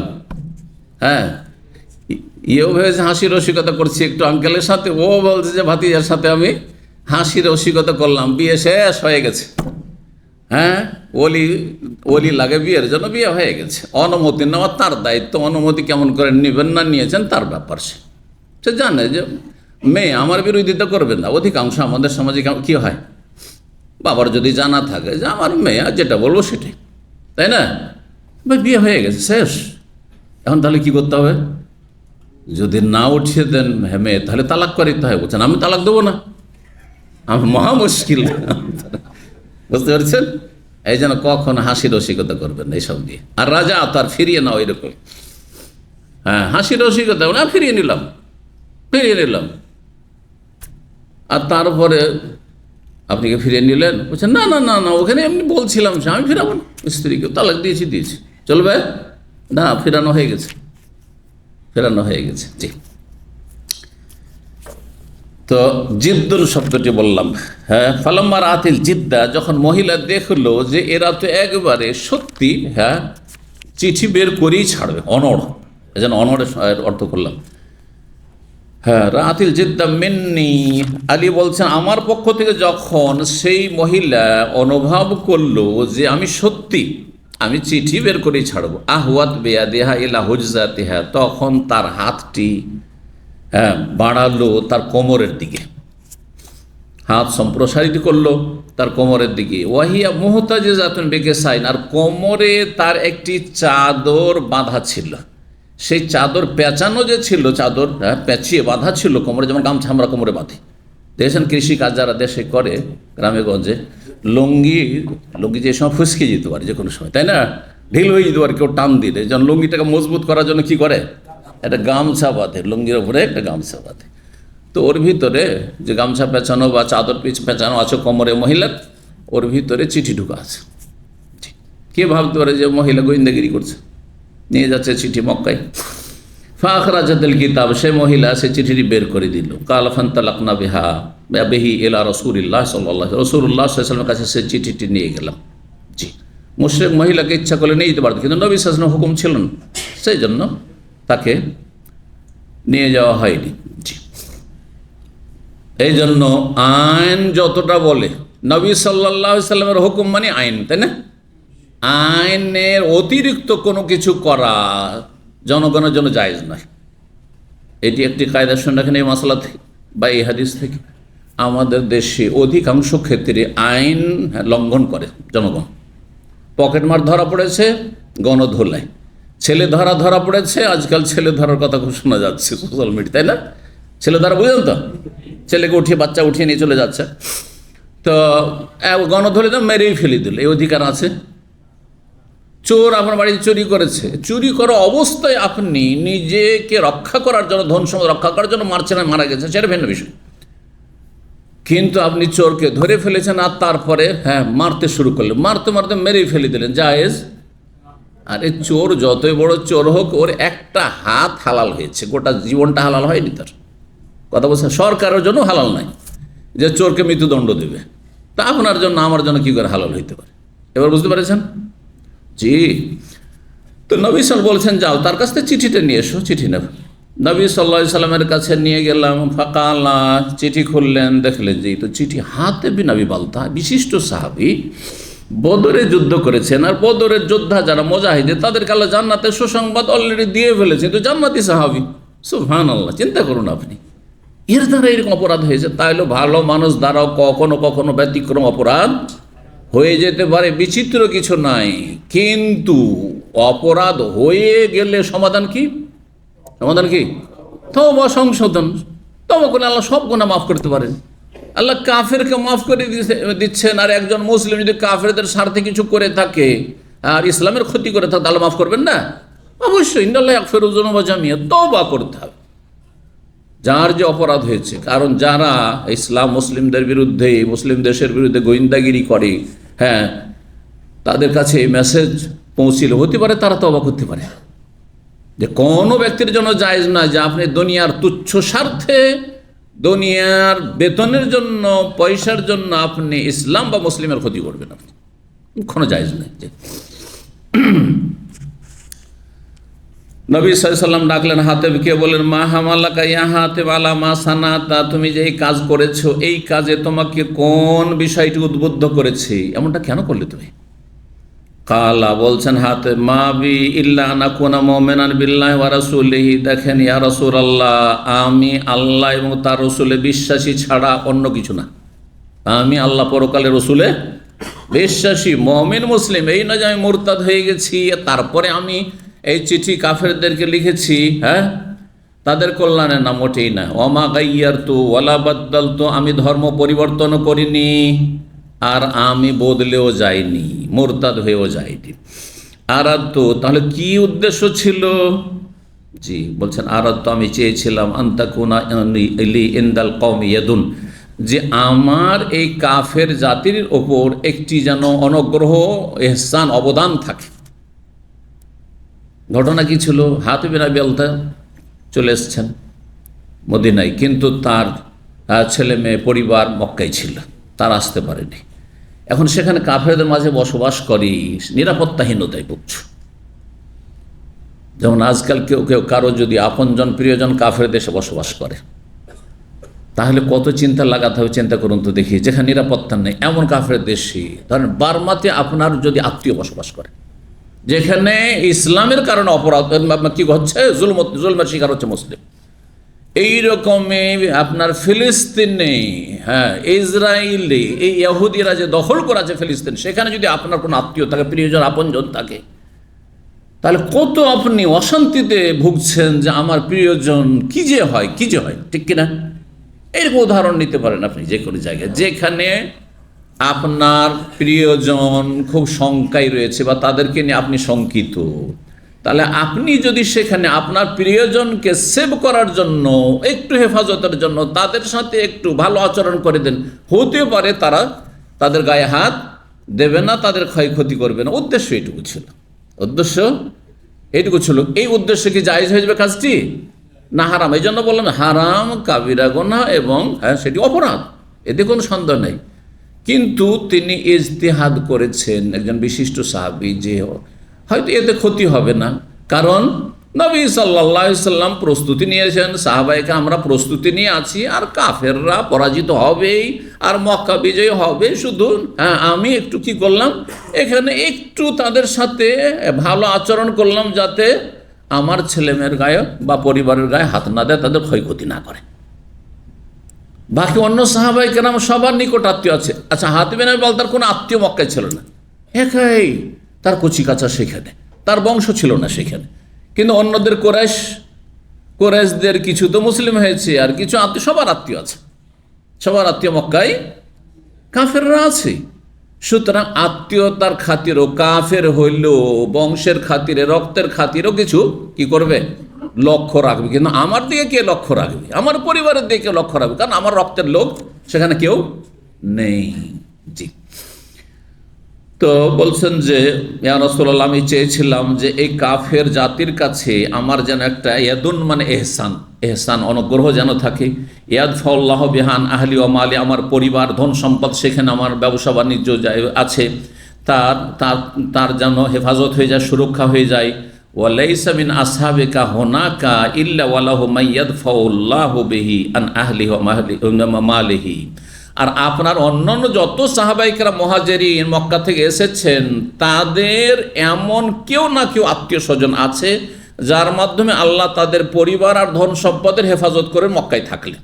কারণ তাদের চক্ষু লজ্জায় হোক, হ্যাঁ, যে এর ধন সম্পদে হাত দেওয়া যাবে না, কারণ ওর আত্মীয় এখানে বাস করে, আমাদেরই লোক। হ্যাঁ, বুঝছেন না? যারা আজকাল রাজনৈতিক পার্টি করে, অনেকে এই দুনিয়ার স্বার্থে পার্টি করে, বুঝছেন না? আমাদের একজন দিনী ভাই আছেন ভারতের, জি, কোন শহরে আছেন বলবো না, না হলে অনেকে এখানকার ভাইরা চিনবে না, কিন্তু আমার কথা হয়তো ওখানে পৌঁছে চিনে নেবে, সেই জন্য না চিনলেই ভালো, বুঝছেন না? বড় সালাফি সহিহ সব ঠিক আছে। আর একসময় রাজনীতি, তারা পলিটিক্সে ছিলেন না। তারপরে দেখলেন যে ওইখানে যখন তারা মসজিদ মাদ্রাসা করতে গেলেন, তখন বেরেলভি মাজার পূজারি এলাকা, তখন তারা মাদ্রাসা মসজিদ কিছু করতেই দিবে না, তারা করতেই দেবে না। আর তারপরে তাদের কোণঠাসা করে রাখা হয়, বাস করাই মুশকিল সেখানে। সহিহ আকীদা আসার পরে এমনকি বাস করাও মুশকিল, হ্যাঁ, সেখান থেকে হয়তো তাদেরকে বিতাড়িত হইতে হবে। এইরকম পরিস্থিতিতে এক ভাইয়ের নেতা হয়ে গেল, এক দলের কি হয়ে গেল, নেতা হয়ে গেল। নেতা হইতে হইতে গ্রাম পর্যায়ে নেতা হইল, আর তারপরে অঞ্চল পর্যায়ে নেতা হইল, হইতে হইতে এই গত সপ্তাহে শুনলাম যে এখন নাকি ও এমএলএ ইলেকশনে দাঁড়াচ্ছে, হ্যাঁ, অ্যাসেম্বলির মেম্বার হয়ে যাচ্ছে, বুঝতে পারছেন না? হ্যাঁ, এতে হয়েছে কি, ওই যখন নেতা হয়ে গেল আর বড় বড় নেতাদের পিছনে পিছনে, মন্ত্রী মিনিস্টার পিছনে পিছনে ঘুরে, তখন তাদের মসজিদও ঠিক আছে, আর তাদের মাদ্রাসাও আছে, আর তাদের স্কুল, তারপরে ইসলামিক স্কুল সব ঠিক আছে, আর তারাও নিজেরা আরামসে বসবাস করছে। আর তারপরে একদিন পরিচিত, সে কয়েকবার আমার সাথে এখানে এসে অনেক আগে দেখা সাক্ষাৎ করেছে, আমার দর্শক বসছে একসময়। তো সেই ব্যক্তি বিজনেসম্যান, সে বলছে যে শেখ, আমরা আসলে রাজনীতিতে ছিলাম না, কিন্তু রাজনীতি করতে বাধ্য হয়েছি এই কারণে, রাজনীতি করতে বাধ্য হয়েছি এই কারণে। অনেক মাহফিল বন্ধ করে দেওয়া হয়তো আহলে হাদিসদের, কিন্তু কোনো একজন নেতার সাপোর্টে মাহফিল চলেছে, এই বেদাতি মোল্লারা সেখানে সাকসেস হয়নি। এই ঘটনা আপনারা বাংলাদেশে ভুক্তভোগী জানেন, অনেকেই জানেন, ঠিক না? এই ক্ষেত্রে একটি হাদিস রয়েছে রাসূলুল্লাহ সাল্লাল্লাহু আলাইহি ওয়াসাল্লামের, ইন্নাল্লাহ লা ইউআইয়িদু হাযাদ দীন বির-রাজুলিল ফাজির। আল্লাহ কখনো কখনো দ্বীন ইসলামকে শক্তিশালী করে, দ্বীন ইসলামের খেদমত নেন পাপী দ্বারা। তো যারা এই মানবরচিত বিধানের ইলেকশন লড়ছে, পার্টি করছে, তারা পাপী হইলেও কখনো কখনো তাদের দ্বারা আমাদের ইসলামের যদি খেদমত হয়ে যায় তো ভালো, খেদমত নিলাম, কিন্তু তাদের থিওরিতে, তাদের এই সব অপকর্মে, তাদের এই সব বাতিল রাজনীতিতে আমরা বিশ্বাসী না এবং তার সমর্থনও করি না, কিন্তু তাদের কাছ থেকে কিছু স্বার্থ হাসিল করার জন্য আমরা নিতে পারি। বুঝলেন না? জি। তো বলছেন যে আপনার অন্যান্য সাহাবীরা যারা আছেন, তাদের আত্মীয় স্বজন রয়েছে, তাদের মাধ্যমে তাদের পরিবার পরিজন সেখানে থাকলেও, ধন সম্পদ থাকলেও সেগুলির সুরক্ষা হচ্ছে। কিন্তু আমার তো কেউ ছিল না, তো ভাবলাম যে একটা চিঠি লিখে দিলে ওরা একটু সুদৃষ্টি রাখবে, আর আমার ছেলে মেয়েদের ওপর, পরিবার পর আক্রমণ করবে না, ক্ষয়ক্ষতি করবে না। কাল্লা, বর্ণনাকারী বলছেন, মানে আলী ফাঁকালা ওমর খাত, সেখানে ওমর রাদিয়াল্লাহু তাআলা, ওমর থাকলে যেটা হয় কি হয়, হ্যাঁ বুঝতেই পারছেন। ওমর রাদিয়াল্লাহু তাআলা বললেন, ইন্নাহু কাদ খানা আল্লাহ ওয়া রাসূল মুমিনিন, হে আল্লাহ রসুল, এই ব্যক্তি আল্লাহর সাথে খেয়ানত করেছে, রসুলের সাথে খেয়ানত করেছে, মুমিন মুসলিমদের সাথে বিশ্বাসঘাতকতা খেয়ানত করেছে। বুঝলেন না? এই খেয়ানতকারী। সুতরাং ফাদানি, আমাকে আপনি অনুমতি দেন, দানি মানে ছেড়ে দেন আমাকে, লেট মি, বুঝলেন তো, লেট মি, হ্যাঁ বুঝলেন, আমাকে ছেড়ে দেন। আজরে বা অনকাহ, এর গর্দনটা আমি উড়িয়ে দিই, এর গর্দনটা উড়িয়ে দিই। কালা, বর্ণনাকারী আলী বলছেন, ফাঁকা আল্লাহ, নবী সাল্লাল্লাহু আলাইহি ওয়াসাল্লাম বললেন, ইয়া ওমর, হে ওমর, আরে কি বলো তুমি, হ্যাঁ আবেগী হইলে হবে না। ওমায়ুদরিকা, তুমি কি জানো, লা আল্লাহ কাদ ইত্তালা আলা আহলে বাদর, হতে পারে আল্লাহ রাব্বুল আলামিন বদরে অংশগ্রহণকারী 313 জন সাহাবায়ে কেরামদের অন্তর সম্পর্কে অবগত, মানে নিশ্চয় অবগত, আর এই অবগত হওয়ার কারণেই সম্ভবত নবী সাল্লাল্লাহু আলাইহি ওয়াসাল্লাম বলছেন, নিজের কথার ক্ষেত্রে সম্ভবত বলছেন না, কিন্তু আল্লাহ অবশ্যই অবগত। সুতরাং 313 জন সাহাবায়ে কেরাম যারা বদরে উপস্থিত ছিলেন, জেহাদে, কাফেরদের প্রথম লড়াইয়ে, তাদের সম্পর্কে আল্লাহ জেহাদের পরে বলেছে, এ মালু মাসে তুম, এখন তোমরা যা আমল করবে করো, না করবে না করো, কাদ ওয়াজাবাত লাকুমুল জান্নাত, তোমাদের জন্য জান্নাত ওয়াজিব হয়ে গেছে। সুবহানাল্লাহ। এই হাতেবের জন্য তো জান্নাত ওয়াজিবের কথা আল্লাহ আগেই বলে দিয়েছে, আর তুমি তার গর্দন ওড়াইবে, এটা কেমন কথা হইল, তুমি ওটা দেখবে না? এটাকে বলা হয় মাপকাঠি। আপনার দাঁড়ি পাল্লার মাপকাঠি, মানদণ্ড যেন ঠিক না থাকে। একটা ভুলের কারণে জীবনে সব কিছুকে একবারে নস্বাত করে দেয় এমনটা না। এখন কোনো আলেমের একটা দুটা ভুল আছে, অথবা তার চারিত্রিক কোনো দোষ আছে, অথবা তার আচার আচরণ, যে কোনো জিনিস খারাপ হইতে পারে, মানুষের ত্রুটি থাকতে পারে, কিন্তু তার দ্বারা অনেক খেদমত হয়েছে, সবকে আপনি একবারে না করে দেবেন, নষ্ট করে দেবেন, অথবা তার থেকে সতর্ক করবেন, এটা মোটেই জায়েজ না। যদি তার আকীদা মানহাজ মতাদর্শ ঠিক থাকে, তাহলে বুঝতে পারছেন না, এটাই আচরণ হওয়া উচিত। মানুষ ফেরেশতা নয়, ভুল হতে পারে, কিন্তু ভুল কতটুকু এটা দেখতে হবে। যে যতটা ভুল, ততটা ভুল থেকে সতর্ক সাবধান করে দিতে হবে, আর বাকি তার মধ্যে কল্যাণী যদি বেশি থাকে, তাহলে তার থেকে মানুষকে দূরে সরানো, সেটা জ্ঞানীর পরিচয় নয়, সেটা ইসলামের উপকার করা নয়, ক্ষতি করবে তার। জান্নাত তোমাদের জন্য ওয়াজিব হয়ে গেছে, কথা আল্লাহ বলেছেন। কালা, আলী বলছেন, ফাতামাত আইনা ওমর, ওমর রাদিয়াল্লাহু তাআলা আনহুর দুই চক্ষু দিয়ে অশ্রু প্রবাহিত শুরু, কাঁদতে শুরু করলেন এই কথা শুনে। সুবহানাল্লাহ, আমি জান্নাতি সাহাবী সম্পর্কে এই ধরনের কথা বলে ফেলেছি। তিনি কেঁদে ফেলেছেন। যে যত বেশি রাগী হয়, আবেগী হয়, তার মায়া মমতাও বেশি হয়। জানেন না? জানেন না? হ্যাঁ, মহিলারা কান্না করে কেন? স্বামী স্ত্রী যারা ঝগড়া করেন তারা তো জানেন যে আপনি জীবনও কান্না করেন না, অনেক ঝগড়া করেছেন আর অনেক গাল খেয়েছেন হয়তো স্ত্রী, তাই না? কিন্তু জীবনও কান্না করেন না, কিন্তু আপনার স্ত্রী একটু কাঁদতে শুরু করে। হ্যাঁ, আবেগও বেশি আর মায়াও বেশি। যার যত বেশি আবেগ তার মায়া মমতা ভালোবাসাও বেশি থাকে। জি, সবগুলিকে কন্ট্রোলে রাখতে হবে। ওয়াকাল, আর তারপর ওমাল বলে, আল্লাহ ওয়া রাসূলুহু আলাম, আল্লাহ এবং তার রাসূল সাল্লাল্লাহু আলাইহি ওয়াসাল্লাম বেশি জানেন, আমি জানি না, সেই জন্য এরকম কথা আমি বলে ফেলেছি। জি, এই ছিল হাদিস। তো হাদিস দ্বারা মাসলা যেটা অধ্যায়ের প্রমাণিত হলে সেটা চিঠি। চিঠি হাতে লিখছেন, এই চিঠি দেখার অধিকার, হ্যাঁ অধিকার আছে, যদি তাতে কি থাকে, আশঙ্কাজনক কিছু থাকে যে না এটাতে আমাদের ক্ষতি করতে পারে, কোনো ব্যক্তির, পরিবারের, সমাজের, দেশের, বুঝছেন না? জি, ইসলামের। আর ইসলামের স্বার্থ, মুসলিম বিশ্বের স্বার্থ, এটা সব কিছুর আগে থাকতে হবে। আমার আপনার স্বার্থে, ব্যক্তি স্বার্থের আগে, পরিবারের স্বার্থের আগে ইসলামের স্বার্থ সবচেয়ে বড় করে দেখতে হবে। জি, এটি হচ্ছে মাসলেহা আম্মা। 24 নম্বর অধ্যায় বাবুন, এই অধ্যায় হচ্ছে কাইফা ইউক্তাবুল কিতাব ইলা আহলিল কিতাব। যখন আপনি আহলে কিতাব, যারা গ্রন্থধারী, ইহুদি, খ্রিস্টান, কাফের, অমুসলিম, তাদেরকে চিঠি লিখবেন, তখন কি পদ্ধতিতে লিখবেন? হ্যাঁ, তাদেরকে কিভাবে লিখবেন? সালাম দিতে পারবেন না? পারবেন না। সালাম দিলে আসসালামু আলাইকুম বলবেন না আসসালামু আলা মান ইত্তাবা আল হুদা বলবেন? বোঝা গেছে না? ঠিক। 6260 নম্বর হাদিস। হাদিস বর্ণনা করছেন আব্দুল্লাহ বিন আব্বাস রাদিয়াল্লাহু তাআলা, তিনি বলেন, আন্না আবু সুফিয়ান বিন হারবিন আখবারাহু, আবু সুফিয়ান বিন হারব বিন উমাইয়া, আবু সুফিয়ান প্রখ্যাত সাহাবী, কিন্তু খুব বিলম্বে ইসলাম কবুল করেছিলেন। কারণ কট্টর নিজের ধর্মের ওপর, শিরক কুফরি ধর্মের ওপর, যে মক্কার কাফের মুশরিকদের প্রতিমা পূজার ধর্ম ছিল, সেই ধর্মের ওপর তিনি গোঁড়া ছিলেন। মানুষের বয়স বেশি হলে একটু কম বুঝে আর একটু বেশিই গোঁড়া হয়, বুঝছেন না? যুবকরা যত তাড়াতাড়ি, যুবকদের মধ্যে আবেগও থাকে, তো তাড়াতাড়ি তাদের মধ্যে কল্যাণও আছে। আর বয়স বেশি হয়ে গেলে হাড়, গোস্ত এগুলো পেকে গেলে সহজে হেদায়েত হতে চায় না, সহজে হেদায়েত হতে চায় না। আর যদি হেদায়েত হয়ে যায় তো তার সৌভাগ্য। এমন কিছু ব্যতিক্রম আছে।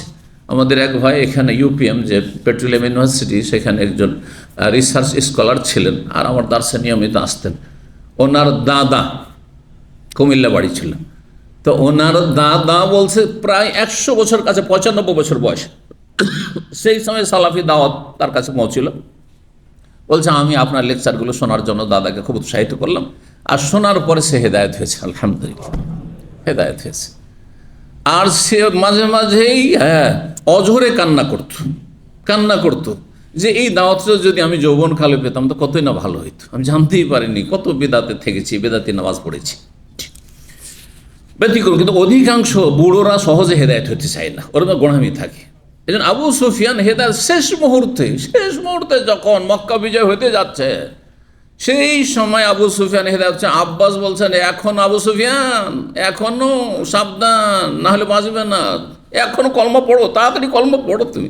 তখন কলমা পড়েছে, জি, রাদিয়াল্লাহু আনহু। কিন্তু পরে ইসলাম সুন্দর হয়ে গেছে তার, অর্থাৎ সত্যিকারের খাঁটি মুসলিম হয়েছেন রাদিয়াল্লাহু আনহু।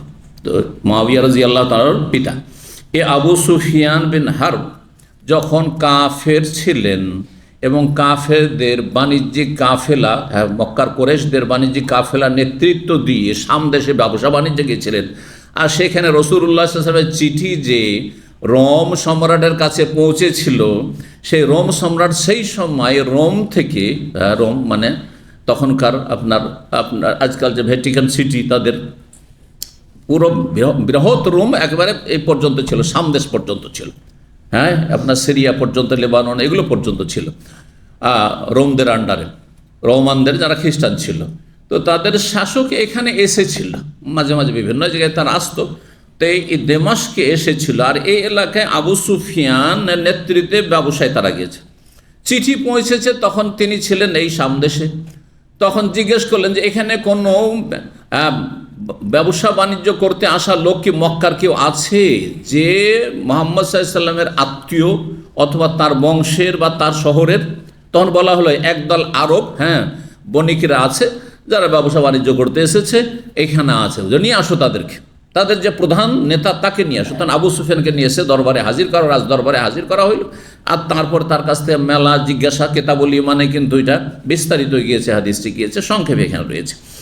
জিজ্ঞাসা করলো এই রাজা, আর জিজ্ঞাসা করার পরে সত্যতা যাচাই করে দেখলো যে না, সত্যি ইনি নবী, আর ইসলাম গ্রহণ করতে চাইলেন। কিন্তু দেখলেন যে হইচই শুরু হয়ে গেল রাজত্ব রক্ষার স্বার্থে। তিনি তখন বললেন, না না না না, তোমাদের পরীক্ষা করছিলাম, আসলে আমি ধর্ম পরিবর্তন করব না, দেখছিলাম তোমাদের ট্রাই করে যে তোমরা কি হুট করে ধর্ম পরিবর্তন করছো নাকি। আর কাফের হয়ে দুনিয়ার স্বার্থে হতভাগা কাফের হয়ে দুনিয়া থেকে চলে গেলাম, জাহান্নামী হয়ে গেল। বুঝতে পারছেন না? কে? এই হেরাকল, তখন রোম সম্রাট যে ছিল। তো এই রোম সম্রাট ডেকে পাঠালো কাকে? বলছে আরসালা হেরাকল আরসালা ইলাইহি, ডেকে পাঠালো আবু সুফিয়ানকে ফি নাফারিম মিন কুরাইশ, কুরাইশদের এক দলের সাথে, যে তুমি একা না, আরও কয়েকজনকে নিয়ে আসো। কারণ একা কেউ মিথ্যা কথা বলে দিতে পারে, বুঝছেন না? একা নয় ছয় করতে পারে, কিন্তু 10 জনের সামনে বলতে বহুবার চিন্তা করতে হবে। কারণ কাফেরদের মাঝেও কিছু ন্যায় নীতি সম্পন্ন লোক আছে না? নেই? তার বললো যে এই লোক তো মিথ্যা কথা বলে এসছে ওইখানে। আর বিশেষ করে আরবদের মধ্যে যতই অপরাধ থাকে না কেন, মিথ্যা কথা বলা বড়ই দূষণীয় ছিল। আরব কাফেররা 1400 বছর আগে কাফের মুশরিক বহু পাপে জড়িয়েছিল, কিন্তু মিথ্যা কথা বলা বড়ই দোষণীয় ছিল, আইবের কথা ছিল। তো এই জন্য আবু সুফিয়ানের পেছনে দাঁড় করে দেওয়া হয়েছে কয়েকজনকে। আবু সুফিয়ান পারছেও না মিথ্যা কথা বলতে, এখন সত্য কথা মুহাম্মদ সাল্লাল্লাহু আলাইহি ওয়াসাল্লাম সম্পর্কে বিবৃতি দিতেই হচ্ছে। তো বলছেন ওয়াকানু তুজ্জারান বিশাম, এরা শাম দেশে ব্যবসা বাণিজ্যে গিয়েছিলেন। ফাআতাউহু, তারা সবাই আসলো কার কাছে?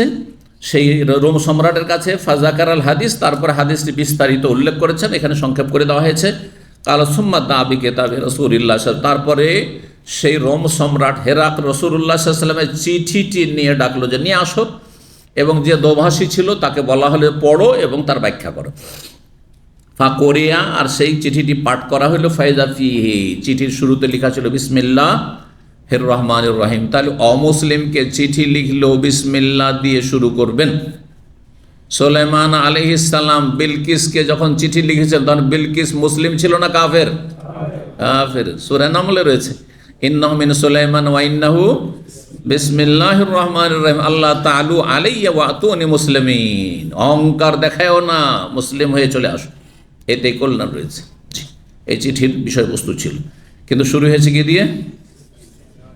ইন্নাহু মিন সুলাইমান না, কি কার পক্ষ থেকে? আর প্রাপককে, জি, প্রেরক আর প্রাপক। চিঠির ভাষায় ছোটকালে আমরা চিঠির বই চিঠি লেখার বই পাওয়া যেত। তখন আব্বা রাহিমাহুল্লাহ তাআলা, আমার বাড়িতে একটা বাংলায় চিঠি লেখার বই ছিল, মানে বিভিন্ন স্তরের লোকের চিঠি লেখা, তারপর অ্যাপ্লিকেশন লেখা বাংলায়, বিভিন্ন দফতরে, বিভিন্ন অফিসে। তো ছোটোকালে আব্বা রাহিমাহুল্লাহর বড় এহসান রয়েছে বাংলা শেখানোর ক্ষেত্রে, তারপরে আপনার ইংরেজি শেখানোর ক্ষেত্রে, অঙ্ক শেখানোর ক্ষেত্রে, এমনকি আরবি কায়দা বাগদাদির আর আম্মা পড়ার কোরআনের প্রথম ওস্তাদি হচ্ছেন আমার আব্বা রাহিমাহুল্লাহ। তার কাছে যতক্ষণ বাড়িতে থাকতাম পড়তে থাকতাম, আর বাকি সময়টা মক্তবে একবার যেতাম মাগরেব থেকে এশা, আর সকালবেলা সকাল ফজর পর থেকে সূর্য ওঠা থেকে শুরু করে সকাল 9টা পর্যন্ত মাদ্রাসায় পড়তাম। এটা হচ্ছে আমার বাল্যজনের লেখাপড়া। তো তিনি বেশ কিছু আমাকে জিনিস শিখতে বলতেন, যেটা সাধারণত ছেলেরা শেখে না। তার মানে একটি হচ্ছে এই চিঠি লেখা শিখো, চিঠি লেখা পদ্ধতি শিখো, আর দেখাও চিঠি লিখে। তো নকল করতাম তখন, আব্বাকে কেমন করে চিঠি লিখতে হয়, বড় ভাইকে ছোটো ভাইকে কেমন করে লিখতে হয়, কী ভাষা দিয়ে সম্বোধন করতে হয়, বন্ধুকে কেমন করে লিখতে হয়, স্ত্রীকে লিখতে হয়, স্বামীকে কেমন করে লিখতে হয়, এটা শিখতাম। আর এক জিনিস শেখার জন্য আমাকে খুব উৎসাহিত করতেন, সেটা ছিল আমার বাড়িতে ছিল বিশাল একটা ম্যাপের পুস্তক। এই নয় যে শুধু একটা ওয়াল ম্যাপের পুস্তক, যাতে সারা দুনিয়ার ম্যাপ ছিল। হ্যাঁ, এক এক দেশের আলাদা আলাদা, আবার পৃথিবীর ম্যাপ একসাথে। পৃথিবীর ম্যাপে ওতে দেখলেন পৃথিবীর কোন দেশ কোনখানে আছে, আমেরিকা কোন দিকে আছে, কানাডা কোন দিকে আছে, তো আবার ইউরোপটা কোন দিকে আছে, আফ্রিকা কোন দিকে আছে, আবার অস্ট্রেলিয়া নিউজিল্যান্ড কোন দিকে আছে, ফিলিপাইন কোন দিকে আছে, বাংলাদেশ ভারত কোনখানে আছে, আবার রুশ, হ্যাঁ, বা সোভিয়েত ইউনিয়ন তখনকার যুগে কোথায় আছে। এটা এক দেখলাম গোটা পৃথিবীটা, যখন দেখলাম পৃথিবীর ম্যাপ দেখলাম, তার এক একটা দেশ দেখতে শুরু করলাম যে ঠিক আছে আমেরিকা, তো আমেরিকার রাজধানী কোথায় আছে, তো আপনার অস্ট্রেলিয়াতে আছে, তো কোথায় রাজধানী, তার বাংলাদেশ, বিশেষ করে প্রতিবেশী আশেপাশের দেশগুলি, ছোট তখন 10 বছর 12 বছর 13 বছর বয়সে কিন্তু আমি এগুলো করেছি। তো সুবহানাল্লাহ দেখতে লাগলাম, আর এগুলো দেখতে মজা লাগে, কিন্তু দেখতে মজা লাগে। আজকাল তো হ্যাঁ গুগলে পাচ্ছেন মেলা কিছু, তারপর আপনারা বলতে পারবেন যে কোন দেশ, কোন ডিস্ট্রিক্ট কোন এলাকায় আছে। কিন্তু তখনকার যুগে 13, 14, 15 বছর বয়সে আমি জানতাম যে কুষ্টিয়া কোন দিকে, চিটাগাং কোন দিকে, কুমিল্লা কোন দিকে, আর আপনার দিনাজপুর কোন দিকে, বুঝতে, বরিশাল কোন দিকে, বুঝতে, ঢাকা কোন দিকে, কলকাতা কোন দিকে, আর শিলিগুড়ি কোন দিকে, আসাম গুয়াহাটি কোন দিকে, আর ত্রিপুরা কোন দিকে। তখনকার জানতে যে ত্রিপুরা একেবারে বাংলাদেশের পূর্ব দিকে, আর আপনার গুয়াহাটি হচ্ছে সিলেটের পাশাপাশি উত্তর দিকে, কথা বলছে মেঘালয় অমুক এলাকা ওই দিকে। এই জন্য অনেকে আমাকে আজকাল দাওয়াতের ময়দানে আসার পরে, এই যে 30 বছর মোটামুটি, তখন জিজ্ঞাসা করে আপনি এত কেমন করে জানেন বাংলাদেশ সম্পর্কে। আমি কোনোদিন এটা বলিনি, আজ বললাম যে আমি 13-14 বছর বয়সে এত ম্যাপ পড়েছি। যখনই ছুটিতে আসতাম বসে থাকতে দিতেন না আমার আব্বা। জীবনে খেলা বলে কোনো কিছু জানি না। আজকাল তো আমাদের বাচ্চাদেরকে একটু খেলারও সময় দিই, যে পড়াশোনা করছে, যাক সূর্য ডুবতে যাচ্ছে একটু খেলাধুলা করুক। আমার আব্বাদের কোর্স এটা ছিলই না, জানতেন না। জীবনেও সাথী বন্ধু কেউ ছিল না। বন্ধু ছিল শুধু কিতাব বই, হয় বাংলা, না হয় ইংরেজি, আর না হলে অঙ্ক, আর না হলে আরবি। বুঝতে পারছেন না? তো এইভাবে মানুষ হয়েছি। তো কি বলছিলাম, কি বলতে গিয়ে বললাম, হ্যাঁ বলে যাচ্ছে না। হ্যাঁ, চিঠি লেখা, তখন থেকে চিঠি লেখা শিখেছি। তো চিঠি লেখাতে তখন আমি যখন 12-13 বছর, তখন দেখতাম প্রেরক আর প্রাপকের দুটো শব্দ। হ্যাঁ, প্রাপক কাকে বলে? গোলে মালে সব তো গোল দিয়ে দিলেন, যাকে গোল দিতে বললাম বলতে হবে। আমি জানি যে কে বলতে হয়তো পারবে না। হ্যাঁ, কথা বোঝা গেছে না? জি। তো প্রেরক আর প্রাপক তখন দেখতাম। তো এইটা কিন্তু সুন্নাত, এটা কি প্রাচীন সুন্নাত, কোরআনী। ইন্নাহু মিন সুলাইমানের পক্ষ থেকে প্রেরক হচ্ছেন সুলাইমান আলাইহিস সালাম।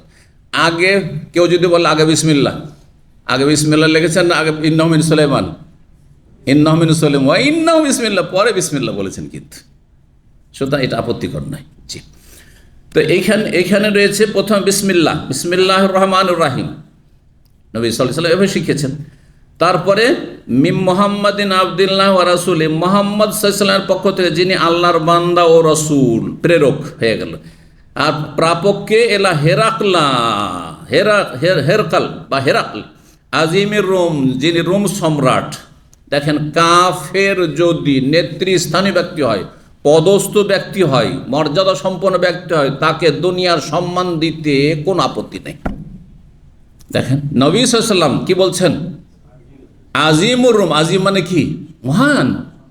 এখন একজন রাজাকে ইসলামের চিঠি দিচ্ছেন, ইসলামের দাওয়াত দিয়ে, বা ভালো কথা লিখছেন, বা কূটনৈতিক সম্পর্ক আপনাদের, যেমন আজকালকার যেমন কূটনৈতিক সম্পর্ক রয়েছে, আর সেখানে যদি মানহানি করেন তো সম্পর্ক থাকবে না খারাপ হয়ে যাবে? যুদ্ধের পরিস্থিতি তৈরি হয়ে যাবে। এটা হিকমত নয়। নবী সাল্লাল্লাহু আলাইহি ওয়াসাল্লাম আজিমুর রোম, রোম সম্রাট, রোমের মহান ব্যক্তিত্বকে আমি চিঠি লিখছি, কি বলে? সালাম। কিন্তু সালাম সরাসরি না, আসসালামু আলা মান ইত্তাবাল হুদা। সালাম এমন ব্যক্তিদের প্রতি যারা হেদায়েতের অনুসারী হবে। আপনিও যদি হেদায়েতের অনুসারী হয়ে কালিমা পড়ে নেন, তাহলে আপনাকে সালাম, না হলে সালাম নয়। এর বুঝতে পেরেছেন না? তাহলে সালামুন আলা মান ইত্তাবাল হুদা বা সালাম মান ইত্তাবাল হুদা কাকে বলবেন? অমুসলিমকে বলবেন। কিন্তু যেখানে আমাদের দেশে মাহফিল হয়, আমি ছোটকাল থেকে দেখেছি আমাদের দেশে বক্তারা ভুল করে। অধিকাংশ বক্তারে ভুল করে। দেখে যে অনেক হিন্দু এসেছে মাহফিলে জলসা শুনতে, অনেক হিন্দুরা আসতো, জানতো যে এখানে হিন্দুরা আছে, তার কাছে হয়তো খবর আছে, সেজন্য বলতো সালামুন আলা মান ইত্তাবাল হুদা। এটা ঠিক না ভুল? এটা ভুল। যেখানে মুসলিম আর অমুসলিমের সংমিশ্রণ রয়েছে সেখানে আসসালামু আলাইকুম ওয়া রাহমাতুল্লাহি ওয়া বারাকাতুহু বলবেন। এর আগে হাদিস গিয়েছে, গত পর্বগুলিতে হাদিস এসেছে। জি হ্যাঁ, হাদিস এসেছে। সেখানে কি রয়েছে আমি আপনাদেরকে একটু দেখিয়ে দিই। হ্যাঁ, 20 নম্বর অধ্যায়, আমাদের অধ্যায় নম্বর কি চলছে?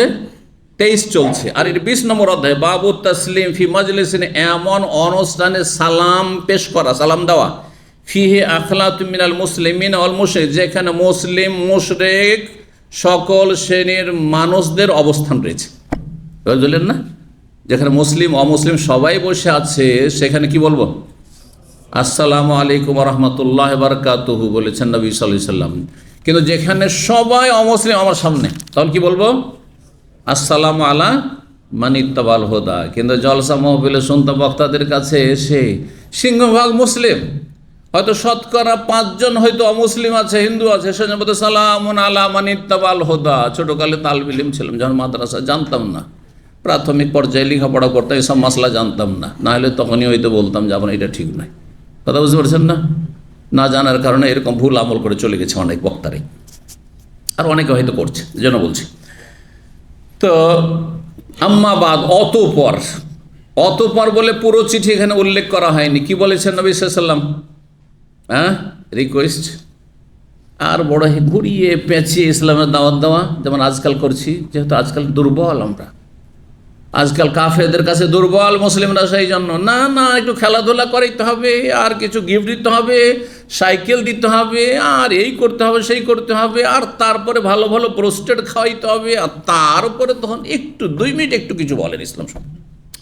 এটা ইসলামের দাওয়াতের তরিকা নয়, এটা নব্য তরিকা, সুন্নতের খেলাফ তরিকা। আর সুন্নত মোতাবেক তরিকা হচ্ছে কোরআনে সূরা নামলে রয়েছে, সুলাইমান আলাইহিস সালাম বিলকিস সে রানী, তাকে দাওয়াত দিয়েছেন আল্লাহ তাআলু আলাইয়া, অহংকার করবেন না, ওয়া আতুনি মুসলিমিন, মুসলিম হয়ে চলে আসুন, ইসলাম কবুল করুন।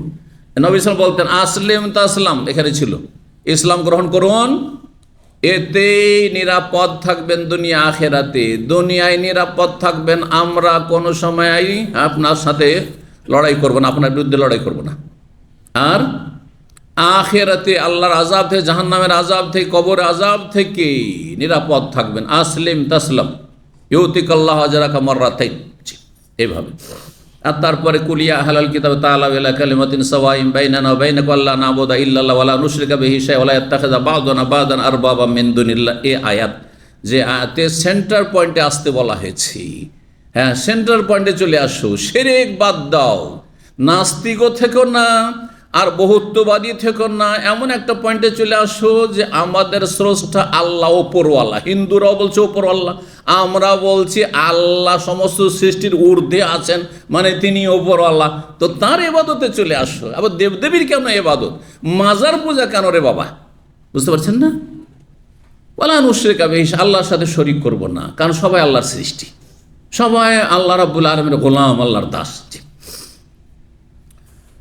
তো এই ছিল হ্যাঁ চিঠি।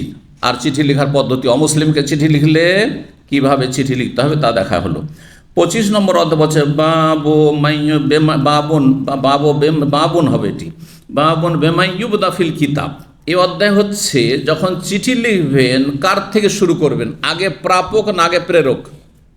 হ্যাঁ দেখি, আগে প্রেরক, তারপরে আমি অমুকের পক্ষ থেকে, আর অমুক প্রতি। আজকাল আর একটা ভাষা হচ্ছে প্রতি, আমরা টু এর জায়গায়, আগে যখন আমরা চিঠির ওপর লিখতাম, ঠিকানা লিখতাম, তখন কি লিখতাম? টু আর ফ্রম। কথা বুঝতে পারছেন না? হ্যাঁ ওই রকম। তো ফ্রমটাকে কি বাংলাতে কি লেখা হয়? থেকে। হ্যাঁ, আর এটা হতে, হ্যাঁ হতে লিখতো, আর প্রতি। জি এই তো বলছে 25 নম্বর অধ্যায় এই হচ্ছে যে কিতাব যা চিঠি শুরু করবেন তো কি দিয়ে শুরু করবেন, আপনি প্রাপক দিয়ে শুরু করবেন না প্রেরক দিয়ে শুরু করবেন। 6261 নম্বর হাদিস আবু রাদিয়াল্লাহু তাআলা রাসূলুল্লাহ সাল্লাল্লাহু আলাইহি সাল্লাম থেকে বর্ণনা করেন আন্নাহু যাকারা রাজুলান বানি ইসরাঈল, রাসূলুল্লাহ সাল্লাল্লাহু আলাইহি ওয়াসাল্লাম একজন বানি ইসরাঈলদের কথা উল্লেখ করলেন। জনৈক বানি ইসরাইল প্রাচীন যুগের ঘটনা উল্লেখ করলেন। আখাযা খাশাবাতান, একটি কাঠ তিনি নিলেন। ফানাকার, আর কাঠটিতে তিনি খোদাই করলেন, কাঠটি খোদাই করে সেখানে কোনো কিছু যেন ভিতরে রাখা যায় এইরকম ব্যবস্থা করলেন কাঠের ভিতরে। ফাদখালা ফিহা আলফা দিনার, আর তাতে 1000 স্বর্ণ মুদ্রা ঢুকিয়ে দিলেন। ওয়াসাহিফাতান মিনহু ইলা সাহিবিহি, আর তাতে একটি চিঠিও গুজে দিলেন ওই টাকার সাথে, স্বর্ণ মুদ্রার সাথে চিঠিও রেখে দিলেন তার পক্ষ থেকে এলা সাহেবেহি, প্রাপকের উদ্দেশ্যে, প্রেরকের পক্ষ থেকে, মানে ওই লোক বনি ইসরায়েলের যে এই 1000 দিনার পাবে বা যাকে দিতে চাই তার উদ্দেশ্যে একটা চিঠি লিখে দিলেন।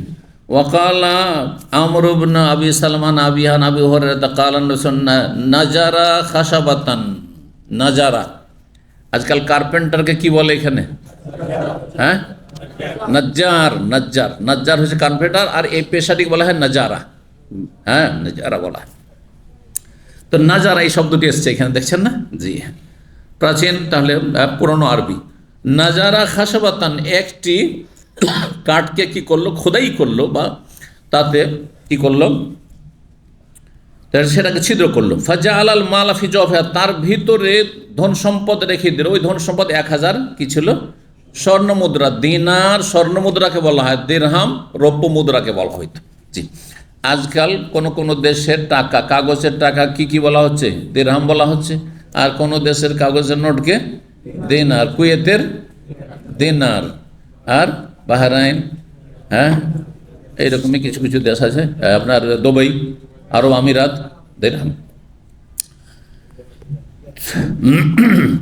ওয়াকাতাবা ইলাইহি সাহিফাতান মিন ফুলান ইলা ফুলান, তাতে একটি চিঠি লিখে দিলেন অমুকের পক্ষ থেকে, অমুক হতে ইলা ফুলান, অমুকের উদ্দেশ্যে চিঠি। তো এইভাবে লেখাটা হচ্ছে ভালো, যাতে করে প্রথমখানে বোঝা যায় যে কে চিঠিটা লিখছে আর কাকে উদ্দেশ্য করে লেখা হচ্ছে।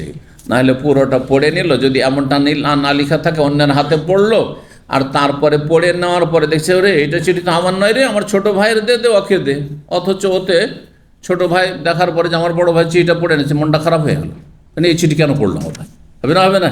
কিন্তু প্রথম খালি লেখা না রে এটা আমার চিঠি না, দে ওকে দিয়ে আমি পড়বো না।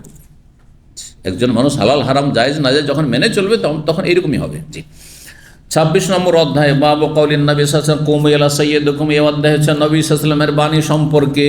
নবী সাল্লাল্লাহু আলাইহি ওয়াসাল্লাম বলেছিলেন সাহাবায়ে কেরামদেরকে, সাদ ইবনে মুআয রাদিয়াল্লাহু তাআলা আনহু যখন কুরাইজা ইহুদিদের বিচার ফায়সালার জন্য এসেছিলেন আহত অবস্থায়, খন্দকের যুদ্ধে তিনি খুব বেশি আহত হয়েছিলেন, আর রক্তক্ষরণ অনেক বেশি হয়েছিল, কিন্তু আল্লাহ রাব্বুল আলামিন তার মাধ্যমে তাকে যেহেতু সালিস মেনেছিল ইহুদিরা, নবী সাল্লাল্লাহু আলাইহি ওয়াসাল্লামের ফয়সালা তারা মানতে চায়নি, না নবীর ফয়সালা নেব না, তবে আমাদের একজন মিত্র মানুষ রয়েছে বা মিত্র গোত্রের লোক রয়েছে, আর না দরদি রয়েছে, সে যদি ফয়সালা করে, যেটা ফয়সালা করে সেটা আমরা মেনে নেব।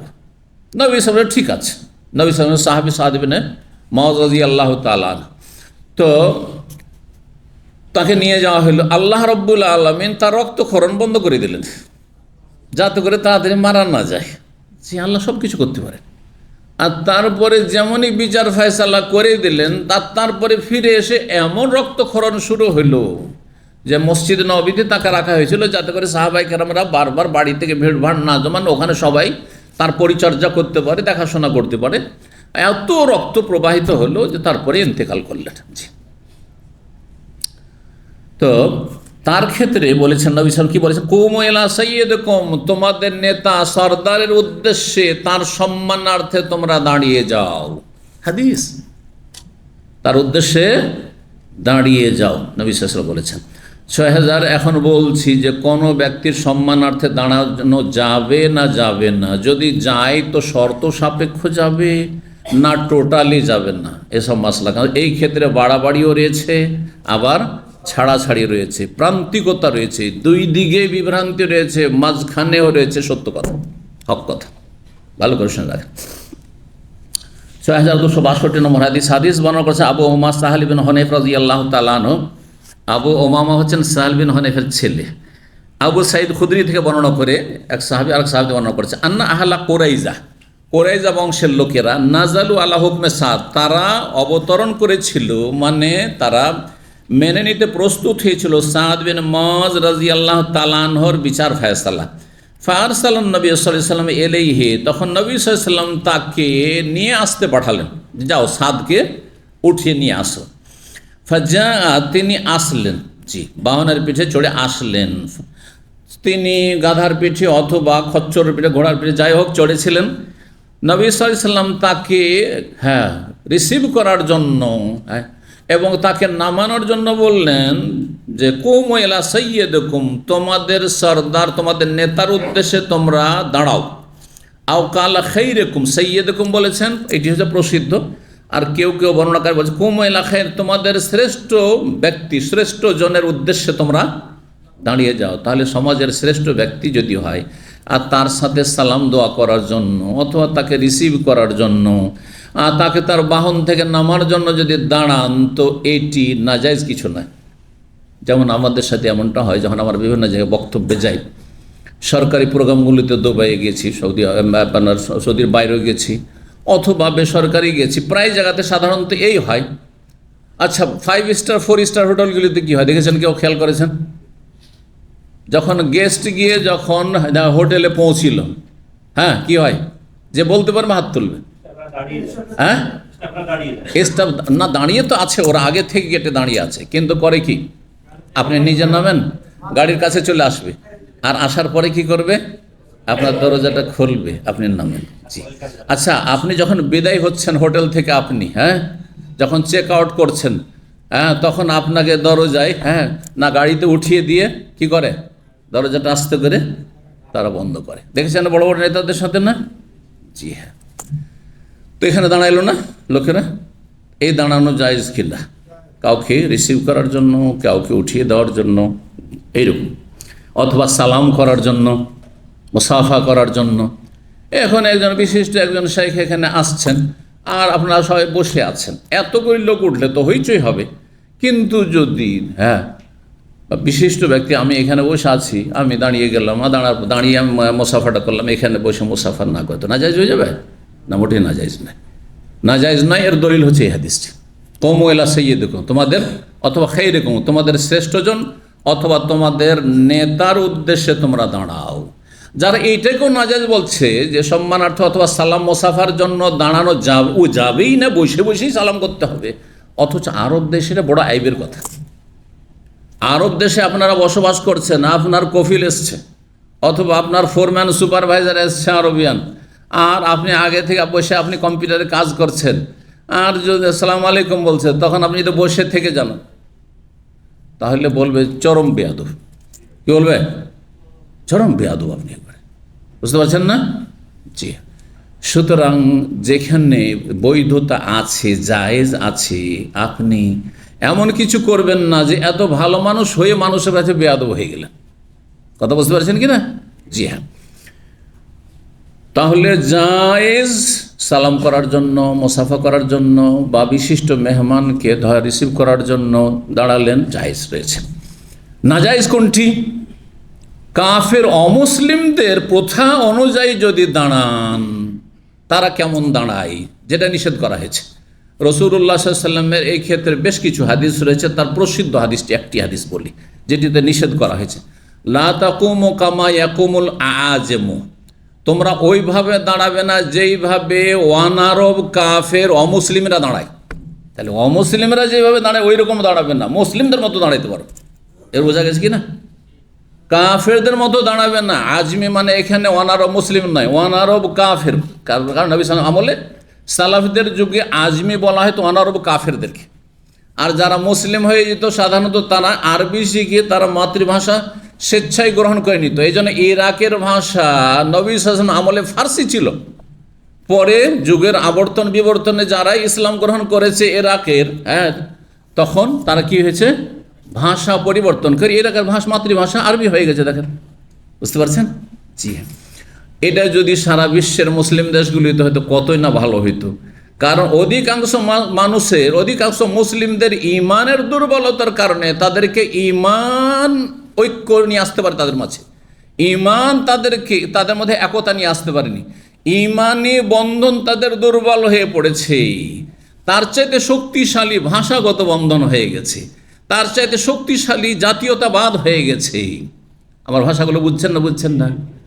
দেখেন, আপনার মুসলিম ভাই কিন্তু ধরেন জাপানের, আপনার মুসলিম ভাই কিন্তু জাপানের, বা আপনার মুসলিম ভাই কিন্তু আফ্রিকার কালো, আপনার মুসলিম ভাই কিন্তু শ্বেতাঙ্গ, ইউরোপ আমেরিকার, অস্ট্রেলিয়ার, অনেক দূরের মনে করছেন। ও কোথায়, অস্ট্রেলিয়ায় বাড়ি, কোথায়, আমাদের দেশের না, ও ভিন দেশের।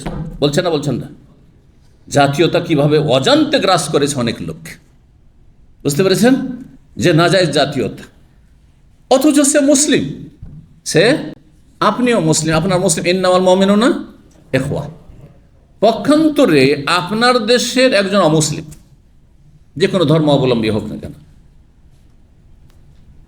সেও আপনার মতো দেখতে এশিয়ান, আপনিও সেই রকম, উপমহাদেশের লোক যেমন দেখতে হয়, আর তারপরে আপনার ভাষায় কথা বলে, আপনার আশেপাশে, আপনার দেশে বা আপনার ডিস্ট্রিক্টে বসবাস করে, কার সাথে আপনার কিন্তু অমুসলিম, কার সাথে বেশি খাতির?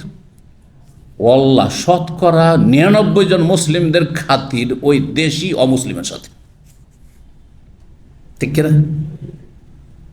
তাহলে আমাদের ভাষা যদি বাংলা না হইতো, রাগ করবেন না, আমি বাঙালি, কিন্তু আমি নিজে বলছি, আমার ভাষা যদি বাংলা না হইতো, আমার ভাষা যদি উর্দু না হইতো, আমার ভাষা যদি হিন্দি না হইতো, আমার ভাষা যদি ইংরেজি না হইতো, মুসলিম হিসেবে আমার ভাষা যদি আরবি হয়ে যেত, তাহলে মুসলিম বিশ্বে ঐক্য এর চাইতে বেশি আরো অটুট মজবুত হইতো না?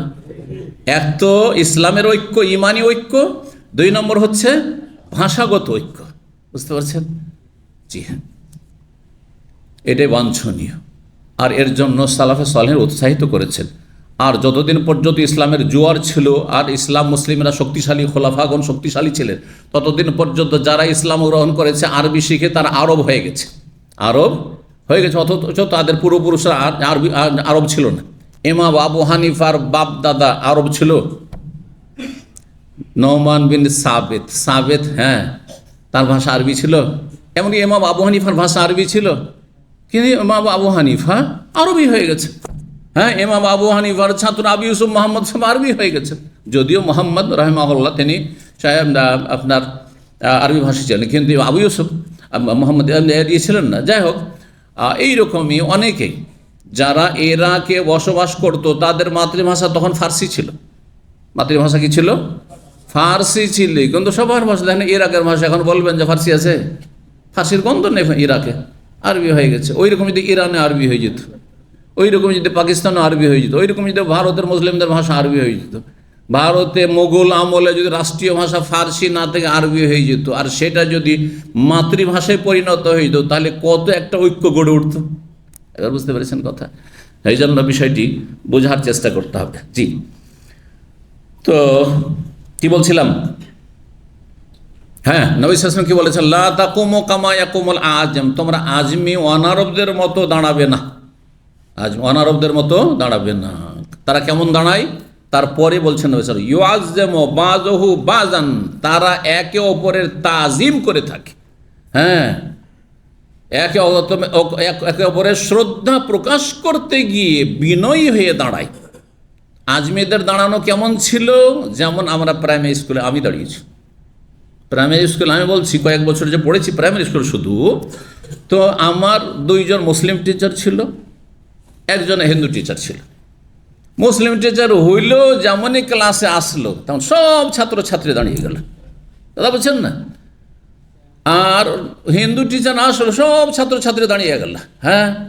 সে আদাব বলে দাঁড়াক আর নমস্কার বলেই দাঁড়াক যদি অমুসলিম হয়, অথবা মুসলিম হইলে আমাদের মুসলিম একজন স্যার ছিলেন, জাযাহুল্লাহ খায়ের, যদিও তিনি মযহাবী ছিলেন কট্টর, কিন্তু তিনি যখন জুমা পড়তে যেতেন, জুমার দিনে যেহেতু ক্লাস হতো জুমার সময়, তো আমাকে বলতেন, আমার মতো ছেলে যারা জানতো এরা ধার্মিক পরিবারের ছেলে, জুমা পড়বে, বলতো এই তোমাদের মধ্যে কে জুমা পড়তে যাবে? বলতো স্যার আমি যাবো, আমাকে সাথে নিয়ে যেতেন। এরকম 2-4টা ছেলে আমরা জুমা পড়তে যাই, অথচ তখন আমাদের বয়স তখন 11-12 বছর।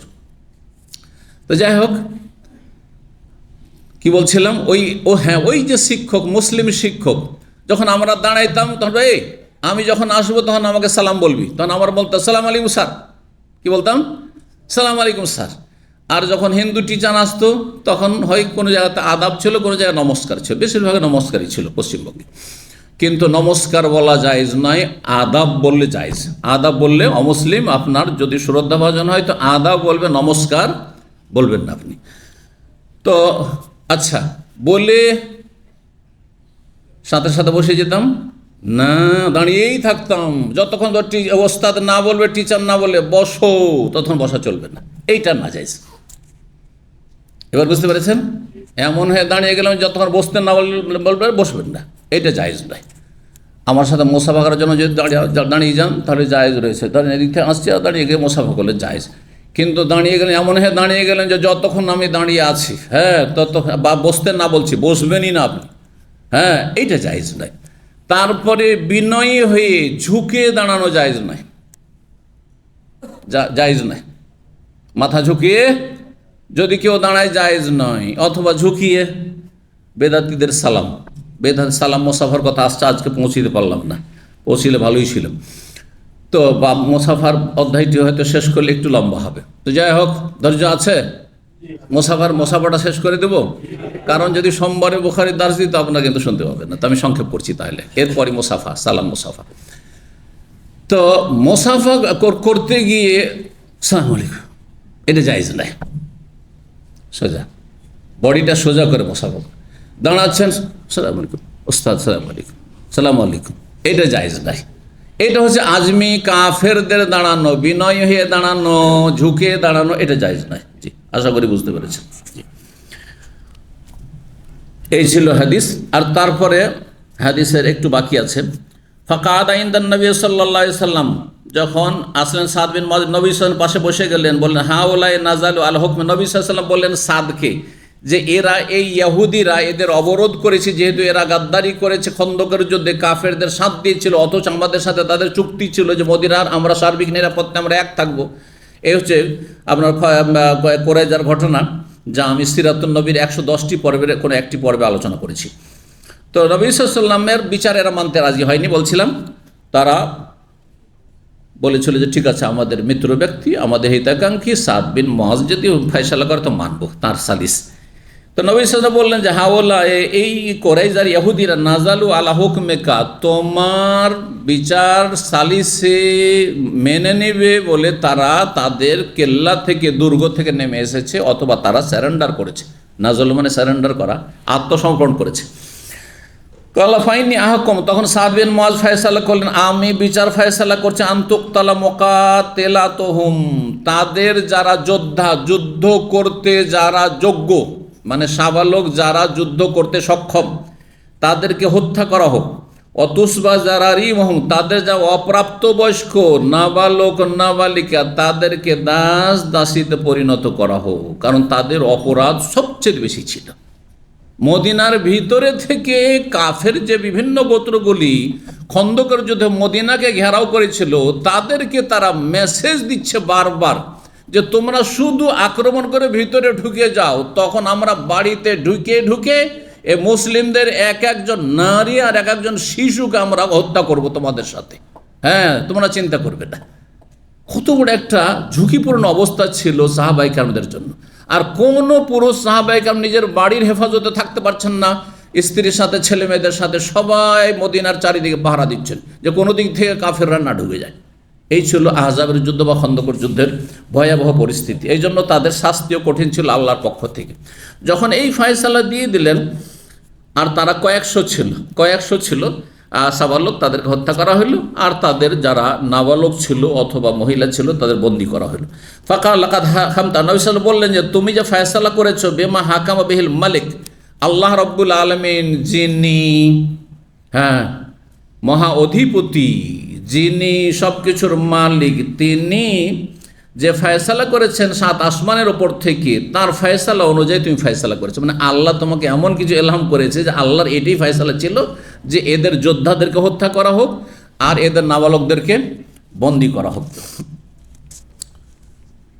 ইমাম আবু আব্দুল্লাহ ইমাম বুখারী রাহিমাহুল্লাহ বলছেন, আফামানি বাজু আসহাবি, আমার কিছু সাথী সঙ্গীরা আবুল ওয়ালিদ থেকে বর্ণনা করেছেন মিন কাউলি আবি সাঈদ, আবু সাঈদ এলা হুকমেকা, ওই যে আলা হুকমেকা না এলা হুকমেকা, দুই রকম বর্ণনা এসেছে, ওই একটু সনদের কথা বা একটি বাক্যের কথা পার্থক্য বর্ণনা করছেন। 27 নম্বর অধ্যায় বাবুল মোসাফা, এই অধ্যায় হচ্ছে মোসাফার অধ্যায়। মোসাফাহা শব্দটি কি বিকৃত হইতে হইতে বাংলায় হয়েছে মোসাবা। কি হয়েছে?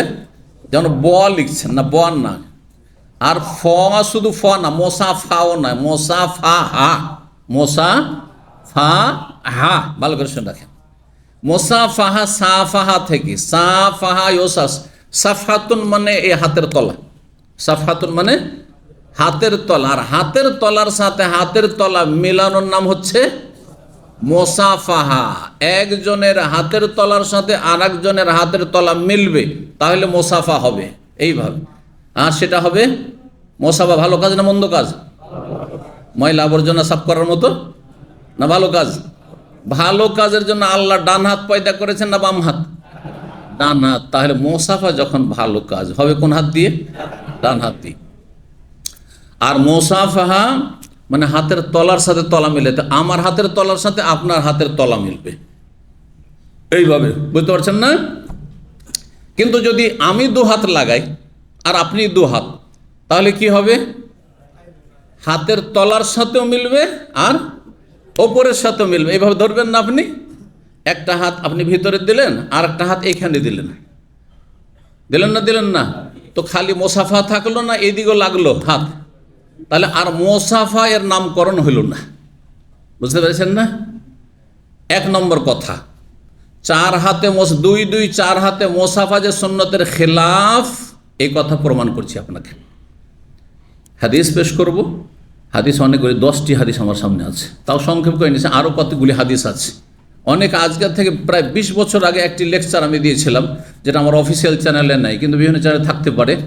মোসাফার উপর সবগুলি হাদিস প্রায় বর্ণনা করেছিলাম, দেখলাম যে অনেকগুলি আরও হাদিস আছে। আমি সংক্ষেপ করে 10টি হাদিস নিয়ে এসেছি, কিন্তু সময়ের স্বল্পতার জন্য সব হাদিস শোনাবো না, শুধু আপনার জানিয়ে দিলাম। আর ইনশাআল্লাহ হয়তো বৃহস্পতিবারের বিষয়ভিত্তিক আলোচনাতে এটি নতুন করে আলোচনা করব, কারণ 20 বছর আগের আলোচনা কোথায় চলে গেছে, আছে কিনা আল্লাহ জানে সোশ্যাল মিডিয়াতে। বুঝতে পারছেন না? এখন সংক্ষেপে মোসাফার কথা বলি এই হাদিসগুলির আলোকে। তাহলে শাব্দিক থেকে মোসাফা মানে হাতের তলার সাথে হাতের তলা মিলা, আর তারপরে শরীয়তের যুক্তির মাপকাঠিতে, যুক্তির নিরিখেও মোসাফা হচ্ছে ভালো কাজ। তখন ভালো কাজ কি দিয়ে করতে হবে? ডান হাত দিয়ে করতে হবে। এবার বুঝতে পারলেন? হাতের তলার সাথে হাতের তলা মেলানো, হাতের ওপরের সাথে মেলানো নয়, আর সেটা ডান হাত দিয়ে করা। এখন দলিল পরে বলছি। এই ছিল মোসাফাহা। দলিল দেখেন, ওয়াকাল ইবনে মাসউদ, আব্দুল্লাহ বিন মাসউদ রাদিয়াল্লাহু তাআলা বলে, আল্লাহ মানি নবী সাল্লাল্লাহু আলাইহি ওয়াসাল্লাম তাশাহুদা, নবী সাল্লাল্লাহু আলাইহি ওয়াসাল্লাম আমাকে আত্তাহিয়াত শিখিয়েছেন। ওয়া কাফি বাইনা কাফাইহি, তখন আমার এক হাতের তলা বাইনা কাফাই, নবী সাল্লাল্লাহু আলাইহি ওয়াসাল্লামের 2 হাতের তলার মাঝখানে ছিল। এইটুকু যেমন পাওয়া, তেমনি যারা 4 হাতে মোসাফাকারী, তারা বলছে দেখো দেখো দেখো 4 হাতের মোসাফা, 2 4 হাতে মোসাফা করতে হবে। এর হাদিস বুখারীতে আছে। এখানে 2 হাতের কথা আছে না 3 হাতের কথা আছে? ভালো করে দেখেন একটু। ওয়াকাফি, আমার হাতের তলা কোথায় ছিল? নবী সাল্লাল্লাহু আলাইহি ওয়াসাল্লামের 2 হাতের তলার মাঝখানে ছিল। যদি 4 হাত হইতো তাহলে কি হইতো? বলছে আমার হাতের তলা নবী সাল্লাল্লাহু আলাইহি ওয়াসাল্লামের 2 হাতের মাঝখানে ছিল, আর নবী সাল্লাল্লাহু আলাইহি ওয়াসাল্লামের হাতটাও ছিল আমার 2 হাতের মাঝখানে। বলতেন না? তাহলে আপনি দাবি করছেন 2 4 হাত দিয়ে মোসাফা করতে হবে, আর এখানে তো 3 এলো রে বাবা, তাহলে আপনার তো দলিল সম্পূর্ণ হইল না। এবার বুঝতে পেরেছেন? তাহলে এটি আসলে মোসাফার ঘটনা নয়, এটি মোসাফার ঘটনা, এটি হচ্ছে তালিম, শিক্ষা দেওয়ার ঘটনা। যেমন কাউকে একটু সজাগ করার জন্য, সচেতন করার জন্য, যাতে গুরুত্ব দিয়ে আমার কথাটি মনোযোগী হয়ে শোনে, তাকে আমি ধরলাম। তো এক হাতে না ধরে ওর হাতখানকে এভাবে ধরলাম আর বললাম যে এই শোনো, না দিলাম যে শোনো। এইটি ছিল, এটি তালিম ছিল, এটি মোসাফা ছিল না। আর তারপরে আসছে মোসাফার হাদিস, আপনাদেরকে শোনাচ্ছি যে মোসাফা কী দিয়ে করতে হবে। ওয়াকালা কাব বিন মালিক রাদিয়াল্লাহু তাআলা বলেন, দাখালতুল মসজিদ, আমি মসজিদে প্রবেশ করলাম যখন তার তওবা কবুল হয়। ফাইজাবি রাসূলুল্লাহ সাল্লাল্লাহু আলাইহি ওয়াসাল্লাম, যখন গিয়ে দেখলাম যে রাসূলুল্লাহ সাল্লাল্লাহু আলাইহি ওয়াসাল্লাম সেখানে রয়েছেন। ফাকামা ইলাইয়া তালহা বিন উবাইদুল্লাহ, আমার কাছে দৌড় দিয়ে আসলেন ছুটে তালহা বিন উবাইদুল্লাহ রাদিয়াল্লাহু তাআলা আনহু, ইউহারউলু, দৌড়ে আসলেন। হাত্তা সাফাহানি, আমার সাথে মোসাফাহা করলেন, হাতের তলার সাথে হাতে তলা মিলালেন। ও হান্না আনি, এবং আমাকে মোবারকবাদ পেশ করলেন যে সুসংবাদ তোমার জন্য, তোমার তওবা মঞ্জুর হয়েছে আল্লাহর কাছে 50 দিন বয়কটের পরে। লম্বা হাদিস ছিল, তাতে ইঙ্গিত করলাম। 6263 নম্বর হাদিস। এখন মোসাফার হাদিস শোনেন। আনাস রাদিয়াল্লাহু তাআলা আনহুকে কাতাদা বলছেন, কুলতুনি আনাস, আমি আনাসকে বললাম আমার ওস্তাদকে, আকানাতিল মুসাফাত ফি আসহাবি রাসূলিল্লাহ সাল্লাল্লাহু আলাইহি ওয়াসাল্লাম, রাসূলুল্লাহ সাল্লাল্লাহু আলাইহি ওয়াসাল্লাম সাহাবায়ে কেরামদের মাঝে কি মোসাফার প্রচলন ছিল, সুন্নত ছিল এটি? কালা নাম, হ্যাঁ মোসাফা ছিল। যাতে করে কেউ না বলে যে না মোসাফা নেই, হ্যান্ডশেক করা, হাতে হাত লাগানো নেই। বলছেন হ্যাঁ ছিল।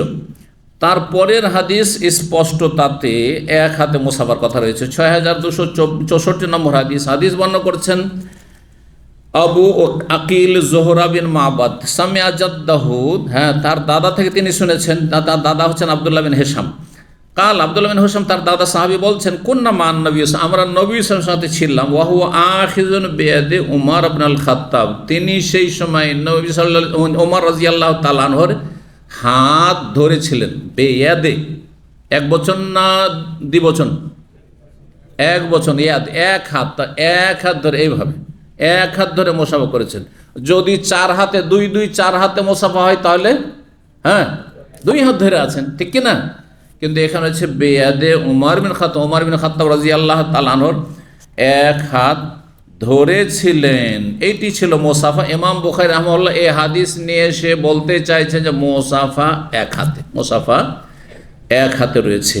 কিন্তু মোসাফা ছাড়াও হাতে হাত দেওয়া প্রয়োজনে, যেমন শিক্ষা দেওয়ার জন্য, কাউকে সচেতন করার জন্য দুই হাত দিয়ে কারো হাত ধরা, এটি জায়েজ রয়েছে, এটা প্রমাণ করার জন্য তারপরের অধ্যায়টি 28 নম্বর অধ্যায় নিয়ে এসেছেন।